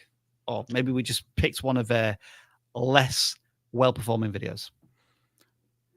It's hard to know because, yeah, what are we going to get if we continue clicking on the videos? Who are these videos for, I guess? Plastic Easter egg. Oh, I see. I thought you were gonna. Yeah, I like the animation style and stuff. There's clearly talent here. It's just kind of like what is the story that's trying to be told? And I know storytelling, like you said, it is very challenging, but that is the skill here. Like you have the animation chops, which is great, and now it's kind of honing in that storytelling ability.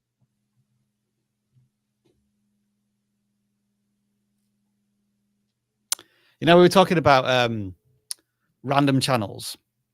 This feels like it's a topic-specific channel in that it's about animation, but the content feels random. Everything feels very different. I don't know what the connection is between all of these. I'm not getting a strong enough vibe in the titles and the thumbnails. Yeah, that's the issue for me too. Is I don't feel like one leads into another. Is there a main character? Is this completely random? So to me, there's a bit of confusion around what's kind of going on here for me. Just landing on here, like I said, as always, you got to take it with a grain of salt because I am probably not the right target viewer for this anyway. But I just don't see how one can lead to the other. How can think of it like this?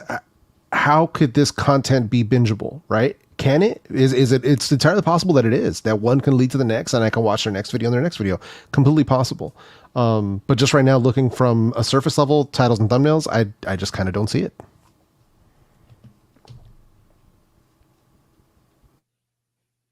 Like Stray game fan animation to me makes a little more sense. Like if you're a fan of this game and you want to see somebody make something adorable, like that makes total sense. It makes sense why that video was successful. Yeah. It was for somebody, like it was for fans of Stray. The problem the channel now has is that 95% of people who have come to this channel at some point came for this. Right. And 95% of their subscribers are probably from this. So what do? Do you leverage this and like occasionally you do more fan animation of Stray or other cats that are well known or video games? That's an option for you.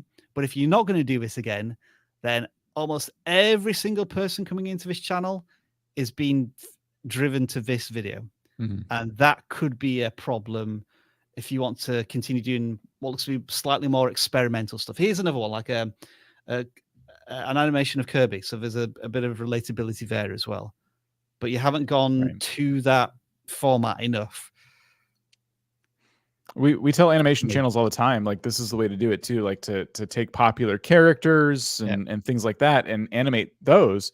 And it worked. It worked for this channel, but they didn't quite double down on it. All right, so that is Tay, and you know what, folks? We're gonna abandon the claw. Oh no! Yeah, we're gonna go for our giveaway tool. Even though we recommend not doing any giveaways, we kind of do this in our live streams, but we do it in a unique way. So this is for everybody who's watching the live stream right now. First of all, I'd really appreciate if you like this live stream, just to make sure that we've got parity with viewers and likes.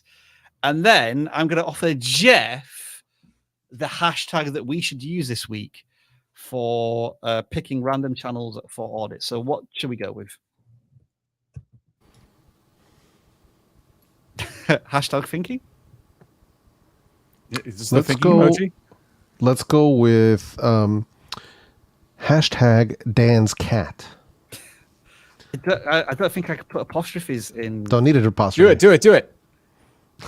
Yeah. Oh, actually, that'd be hilarious. Right. So, if you now put in hashtag Dan's cat, as seen on screen now, fingers crossed we're going to get some entries. We got one entry, right? So it does work. But we can't draw one entry because they would automatically win. There we go. So just put that in once. I think I've already got slow mode enabled on this chat, so it's not going to go crazy. Yeah. You only need to do it once, and you'll be entered. And we'll just keep drawing and pulling out names, and we'll be picking you as a potential channel to audit. And you're entered for the rest of the stream, by the way. You don't have to hit it anymore. That's it. We now have more likes than viewers, so job succeeded there. All right, so let's draw a channel. Let's bring one in. It could be a gaming channel, it could be non-gaming channel. It does not matter anymore. You are not filling out the forms. Oh, we got the sound effects working as well. Hike, walk, paddle. This should be a channel that we can find on YouTube. And we found 333 subscribers. You are exactly a third of the way to monetization, at least for your subscriber counts. So first impressions, and I'll start with you, Jeff. Let's see. Hold on a sec here. So I'm getting the outdoor vibes from this channel. I'm seeing the beautiful fall colors in the banner and in some of the thumbnails. Crystal Lake to LT Ross Park. Okay, Partridge Island Seasons. Okay. So I'm not exactly sure if this is kind of like I don't know if this is vlogging style where they're talking to the camera or if it's just like total silence and they're just kind of showing you as they're going through. So I'm not sure exactly what's happening here. Are they speaking at all? No. I think Okay. it's music with text narration. Oh, okay, cool. All right. Or That's on a fair time lapse. enough. Fair On a enough, time yeah. lapse. Interesting. Okay. So my thing is, I think anyone would enjoy this content if they like outdoorsy trails and things, but they've catered it very specifically to a very specific time, like town, like a specific place. Right. Okay. It seems like a lot of their titles and thumbnails like mention this specific town. Yeah, Linfield.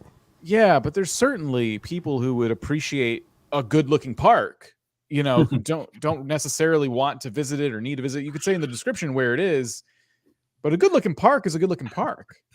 What? Is that how you should title it, Dan? Walk around a good-looking park. A good-looking park. An adequate And then it park. should have Joey in the thumbnail saying, how you do it. That's right. There's your next video. So, but more seriously, Dan, you're saying that perhaps it's too specific. And although you may be trying to aim for the SEO aspect of it, that could actually be a handicap in that not enough people are going to be searching for and finding this content. Right. It's relevant, and it should be, you know, if you want it to be, it should be in the description and things like that. And you can even tag places on your YouTube videos, I think, still. So all that's very relevant. But yeah, once you get rid of that, like now what's the video about? Like what do you want people who are not from here to appreciate about the space you're trying to show them? Yeah. I heard, Jeff, that you might want to chime in before I said something. No, I was in agreement there as far as that goes. It looks like they have some surrounding areas. It looks like they're basically in Massachusetts from what I can tell. Yeah. So looks like they're doing some other areas around there, other parks and stuff, which is great. I think if anything, so they're doing virtual tours. Maybe that's what they want it to be, virtual tour with relaxing music. If that's the goal, then cool. Continue targeting that particular thing. Hopefully that works well. I know with myself, when if ever I'm going to visit something like this, whether it's around here or wherever I may be going, I do like to look a little, do some research on these areas. And just like recently, I went up to the Catskills and I knew where I was going to stay.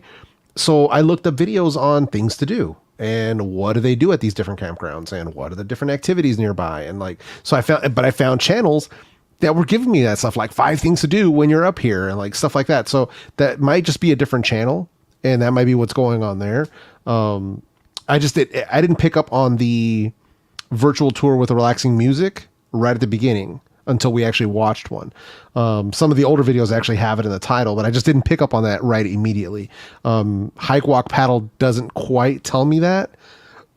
The about does, but how many people are actually going to make it all the way to the about section? So this might be something where you may want to rethink your banner just to kind of make it, slap you in the face simple, for lack of a better word, where it's virtual tours, with relaxing music of different parks in and around Massachusetts. That might be a bit more helpful to make it very, very clear what's going on. Thumbnails. Green Not logo. a fan of all of the text. Yeah. Text and logos. Are we? The logo in the thumbnails is completely unnecessary because nobody's going to recognize that right now. So if it's about the nature, if it's about the trail or whatever it might be, then that should be the star of this thumbnail. Even if you want to put the name of it somewhere, maybe along the bottom, along the top, however you want to play that. Like for me, the best one so far is probably the one on the furthest right at the top corner, that Partridge Island Trail. That's fine. I would probably left out Linfield, Massachusetts, and I would have left out the logo, and it would have been a beautiful thumbnail. Yeah. And I was thinking, you probably do need text in these thumbnails if you do want to identify the location. But the fonts tend to be quite thin. They remind me, I know they're not Times New Roman, but they kind of remind me of that you've just chosen the first font that's available when you type it in, rather than making a conscious decision to choose a font. And it can be done more artistically in some way. So yeah. They were asking if they should just do plain pictures. Like, should I just use a good photo in the chat? And I also said, try it out, because experimentation is key. Give it a try. You know what I mean? That's one of the things where I personally do. I still do 4 to 6 different thumbnail variations for every single video. And I'll give them a try, some with text, some without text, to see what works. Different angles, different color schemes. Some of them will have a purple backdrop, some of them have a blue backdrop. So it just depends. But it's always about experimenting and willing to try things out to see what actually hits with your target audience. It's interesting when we do the search here that they dominate this search term. So they're already, I guess, maybe hit the ceiling of the SEO here of their content.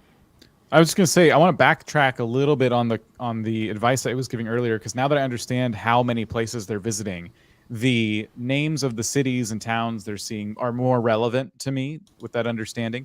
So just wanted to get that out there real quick. But I do think there are opportunities where it is relevant and it's not. And maybe when you visit a new place, you do some video tours of that specific place, but then you do some other stuff there that's not necessarily like going to be branded as like Linfield, but it's just cool scenery and things like that, regardless of where you are. Like, I think there's a good balance you can get into there.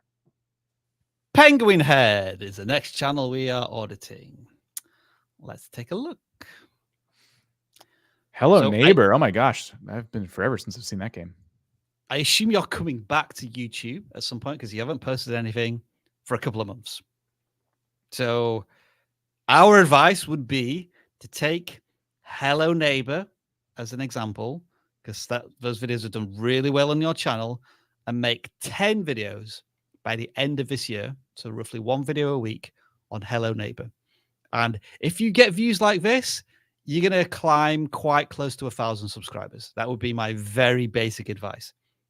There's a commitment to the craft and the consistency at this point for me. Hello Neighbor, given its age, if you're feeling like, well, I've kind of been there, done that, what is a game that is like Hello Neighbor that's more popular, more current? Because Hello Neighbor is a very interesting game. Like, it's this, I've watched a few videos on it way back in the day, and if I remember right, it's kind of like this mystery. Like you're kind of walking around this neighborhood, and there's different endings you can unlock, and there's just different trouble you can get into. So are there other games like that are more current that you could play? And I think your walkthrough videos did pretty well, which is great. I would do those. And then I would also do some more intriguing stuff, because those, like, I remember Hello Neighbor was a huge thing for a lot of YouTubers because there's a lot of trouble you could get into. So I want to see you doing stuff like that too. I think you should really expand the type of content you're making. Are any of these games relatable? I don't know. It's just like YouTube seems to have gone into its random word generator and just pulled out loads of stuff like Poppy Playtime. I have no idea. Yeah. Hello Neighbor's an oldie now, but there's got to be games that are similar, and Among Us is also an oldie. It's like the data never lies. All the evidence is here at what you should be doing, like just to get back into the groove. Whether it is Hello Neighbor or a very similar game. Yeah. People were loving it. I don't know. I'm a bit suspicious. Let me just click in. 156 likes, 6 comments. I'm curious as to where the numbers are coming from that far, but could be a Facebook page. Yeah. And then like another thing they're doing is walkthroughs. And so for any channel out there doing walkthroughs, my advice to you would be, you should probably consider using your game as a platform too. like Hello Neighbor. Like you can take this game and play it the wrong way, you know. And now the game is not really a channel about this game. It's a channel about the game, and the game is just a staging area for the actual content, for the actual nonsense you want to get into. And that's a good alternative to just doing walkthroughs. Sorry, Jeff, I didn't mean to cut you off. Dre is the next one. Jeff, did you want to add anything? Or are we good? Oh no, good. All right. So Dan, X-Dre is the world's best Minecraft trapper. Oh, do you agree or disagree? That sounds specific. It's specific. You know what? The videos are about trapping. I've never seen a Minecraft trapping channel. This is what I'm talking about. Like when you have a Minecraft channel and you're competing with everybody else in the world on the Minecraft channel, how do you stand out? I've literally never seen anyone do this. Are you the first person? Maybe not, but you're probably one of a few, and that's really, really interesting. What is trapping going to involve? It's going to involve redstone contraptions. It's going to involve trickery. It's going to involve tomfoolery. You can get your friends in there. You can try and trick them. Like, I feel like you could take this content in so many places, and it would appeal to a very wide Minecraft interested audience. I don't know. Okay, so we've only done 2 shorts. So just like the last channel, they've not done anything in 2 months. So again, I commit to you, creator. And even then, your cadence was 1 video a month or less. So I ask you to try and make, and the videos aren't that long either, 2 minutes or less generally, or 2.5 minutes. Make 10 videos by the end of the year on this topic or where you're going to go next. Yep. Because the view counts are good. They're getting hundreds of views. It might be worth redoing some of the traps and pitching them in a different way, using them in different ways. Because if you're out of traps and that was what was slowing you down, like now go back to your best ones, your favorite ones to use, and use them in different settings. Like really play with this content. You don't have to limit yourself to, oh, 1 video, 1 trap. That's it. I've burned that trap and I can never use it again. No, keep iterating. Because I think what you need to work on is your titles and your thumbnails, which are already good. They're already like, you're using arrows and you're trying to make focus on one character. That's all great. But like, they still lack that polish. They still have a long way they can go. So keep iterating, keep trying stuff. Savage, wake up.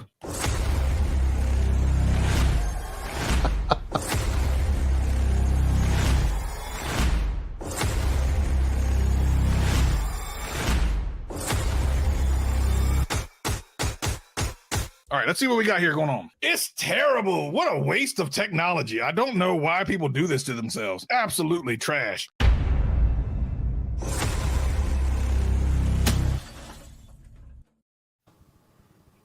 I've never been so rudely interrupted in my tweeting in my entire life. Don't you know I'm trying to sign up for a free check mark on Twitter, or $8 a month anyway? I'm busy trying to do things. You over here messing around. My computer's all messed up. And you try to embarrass me in front of all these people. Dan, I got a problem with you, man. We're supposed to get rid of Rob. You know, Operation Cancel Rob is in full effect, and it has not obviously taken place, as he is still here today. It's terrible, ladies and gentlemen, and I'm upset about the whole thing. Hey, Savage, how's it going? You know what I was doing just before we got on here? I was watching this show, and listen, I love trash television. I really do, man. Trash television is amazing. I was watching this show called 90 Day Fiance. You ever seen this 90 Day Fiance? It's a good show. You ever heard of it? Well, that's how many that you've got 90 days to go. What, get 10 million fiancés? No. Here's how it works. It's a really cringy, crazy concept. It's when someone leaves their own country and marries someone in another country trying to get a passport that. Oh, wait, you've done that. Never mind. You actually did. I didn't mean to expose you like that, Rob, but I like to watch television about it. Anyway, hope everyone's doing well today. We got a little bit of time for a little bit of savagery before I cancel Rob once and for all in a week or 2. Are we doing cancel Rob again then? Is that the search? Yeah, we got to keep that going. I need to get the thing. Right. Cancel Rob again then. Oh, right, yeah. Cancel Rob 2X. Maybe better. Yeah. So now you've got to type this into the chat, folks, for a very different type of audit. It's not really an audit, if truth be told. It's truth-telling. It's truth-telling. It's savagery of the most obnoxious kind. If you submit, be prepared for not useful information whatsoever. Ignore. Basically, remember when your mom said you were a good little boy or girl growing up? I'm the opposite. Yeah. I'm going to tell you about all the terrible things you did. and how you wasted your life away, and while you're here on a live stream in the middle of a work day when you could be working making money. All Do right. the exact opposite of everything Savage is about to tell you. I don't know about that. But anyway, let's move on. See the weird, the rate boy. Xeon Fighter 427, because there was 426 of them before this one, which is kind of scary to think about. All right, let's see what happens here. Huh? Oh, perfect. You've accomplished exactly what I was hoping you would do. You deleted your channel. I love it. That is definitely step number 1 in the Savage Academy. You first put up yourself a YouTube channel, then you cancel yourself. I love it. How is Good that even job. possible? What? I love that. Exactly right. No results. That's a perfect Savage Academy student right there. No results at all. Perfect. Oh, hang on. There they are. What? Oh, that them? Oh. No videos. Even better. This is literally the gold standard of Savage Academy students. You get a pass. You got playlists of other people's videos. Absolutely. The goal. I mean, like, you are now the valedictorian of the Savage Academy. As you are here on a live stream, learn about how to grow a YouTube channel. You got a YouTube channel with no videos on it. You are the best. Savage Academy. You are going into the Hall of Fame. The Hall of Shame, maybe. But the Savage Dictorian, is that what they are? The Savage Dictorian. Exactly right. Oh, goodness. Great. Oh, dear. Why am I just seeing Council Rob in a chat again? Like, you only have to type it in once. No, it's great to keep seeing it. Daddy Troller. Is this trolling daddies? What is this? Definitely Savage. Just a second. Is this the right person? Yeah, it is. All right. Here we go. Okay, what is going on here? Okay. Daddy Troller. Is this guy anyone's daddy? Can you imagine? How many videos he got? Oh, he started, what, a month ago? All right, so this is a new creator, new person who thinks they're going to do something on YouTube. They got the YouTube face down, which, by the way, is the same face you make when you eat really bad tacos and burritos. It's the same exact face. So if you ever like, hey, listen, I don't know how to do that YouTube face. Just have some really bad Taco Bell. It'll do the same thing. Yeah. Goes in one way, comes out another. All right, let's see. What's this? Dan, this looks like something you might know about. What's that yellow thing? It looks like a beetle or something. What is that? I think it's a Five Nights at Freddy's thing. I don't know. I don't play that game. Oh, that's that scary game. I don't like that game, man. Why did someone? Can you imagine making that game? What kind of psychopath made that game? First of all, to even make a game like that is kind of weird. But can you imagine being on the board of directors of some big multi-million-dollar company? It's like, listen, we need to have this game where these creepy little dudes just run around and follow you all over the place and scare your ass to death. No, canceled. I'm sorry, not going to do it. But for this creator, I'm going to say one thing. This is what you do. First of all, nobody cares about Friday at Freddy's, so definitely keep making more videos about it, because that's definitely going to that's a great way to move. As you can see from the valedictorian before, you just make no videos. So really, you're kind of going the opposite direction of what you should be doing. But, you know, making irrelevant videos is just as good as making no videos at all. Lots of shorts. Definitely shorts, the liquor of the foolish. I'm telling you. I'm telling you, you get drunk off of shorts. Okay, one more to go before we finish up today. The liquor of the it's the you know what I'm saying? Okay, Savage great character. They think it's going to be the next big thing. Animal Heaven. Oh, this is sad. I don't like to think about this. I don't want to. No, it better not be sad. This makes me sad just thinking about it. Although, really, you could call my lunch and dinner Animal Heaven. Just a second. That's not the right profile picture. What picture are we looking for? There's a lot of Animal Heavens. There we go. There it is. Oh, what is one video? How long ago was that? Oh my god! I always wonder, like, YouTube should give videos like at least one chance, and for a video to get 0 views, it always makes me feel as if there's something that's happened to the channel, like they've been shadow banned or something. But anyway, maybe the views went to heaven. Oh, wait, maybe they shorts. did. Maybe they did. There's a shorts. Okay, that's why it's a shorts channel. Oh my goodness. I don't know that's a thumbnail and a half. What is happening right there? He's about to have dinner. What? I'm trying to understand what is it. Just watch one of these shorts. Look at that little cute dog one. Let me see what that is. Which one? The one with laying down with the face on the white thing. What is that? In the fridge. Yeah, what is that? Is that in the refrigerator? Oh, that's a cute little dog. Look at that. Oh. Yeah, get in there, you little dumb dog. Look at that. Look how dumb you gotta be to get into a refrigerator. It's cold. It's cold in there, dog. What's wrong with you? You're cute, but you're dumb.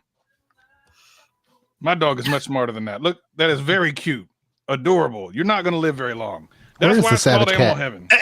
Heaven. Savage, you need to start a reaction channel on Shorts. Mm.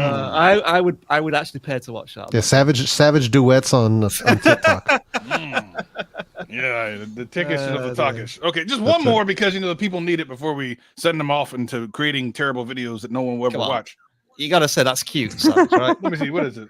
Oh, that is cute. That is very cute. That's There we go. All right. wait, one more were they is there. holding them dogs? Never mind. Anyway, next up, last up for the day. Okay, what do we got? I want to here? get a shirt printed that says the liquor of a YouTube Shorts, the liquor of a foolish. Oh, the foolish. just- That's right. Just Business made my tutor. day. That was a good one, actually. I'm not gonna lie. All right, business tutor. I'm gonna learn about business. They got a big B.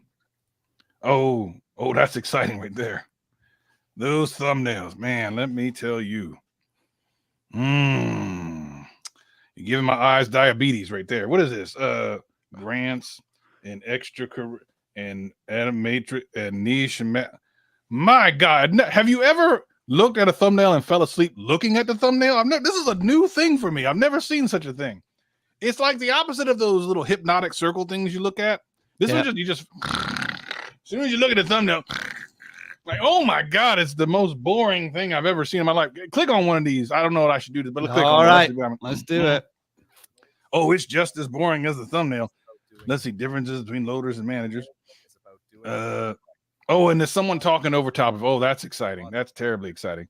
Does he put more text on the screen, or I'm just gonna look at blue? I like blue. Oh, okay. There's a little to look at. It moved. I'm unbelievable. That's the highlight. I mean, it must have taken a good 2 to 3 seconds to come up with that transition. Wow. I am innovated. This is an innovative video. Okay, listen. Obviously, this is the type of video you get when you're trying to get into a pyramid scheme. I mean, an upside down triangle opportunity is what we call it. This is the type of footage I use for that sort of thing to explain to people why they should send $19.95 every 5 minutes and their social security number to me at P.O. Box Savage Academy at savageland.com. Yes. She's still talking. Are we done? Yeah, we done. We good. I'm good. It's time for Savage to share the secret to YouTube growth. Again. Oh my goodness. Can't wait to hear this. Look, all right. All y'all been watching this for 2 hours, wasted your time. Because really, there's only one thing to grow on YouTube. I'm going to tell you here in a second. But before I do, I'd like to thank my sponsors at these YouTube Streets are Savage. This is you can get these at YouTube Streets are Savage, drsavage.com.net. You can get these for $39.95 plus $89 shipping and handling. Aside from that, I do want to say this. There's only one way that you can grow on YouTube, and it is this. You need to make sure that in no uncertain terms, you do this. You go to your home. They trying to troll me right now. That's what they're doing. They're trying to troll me.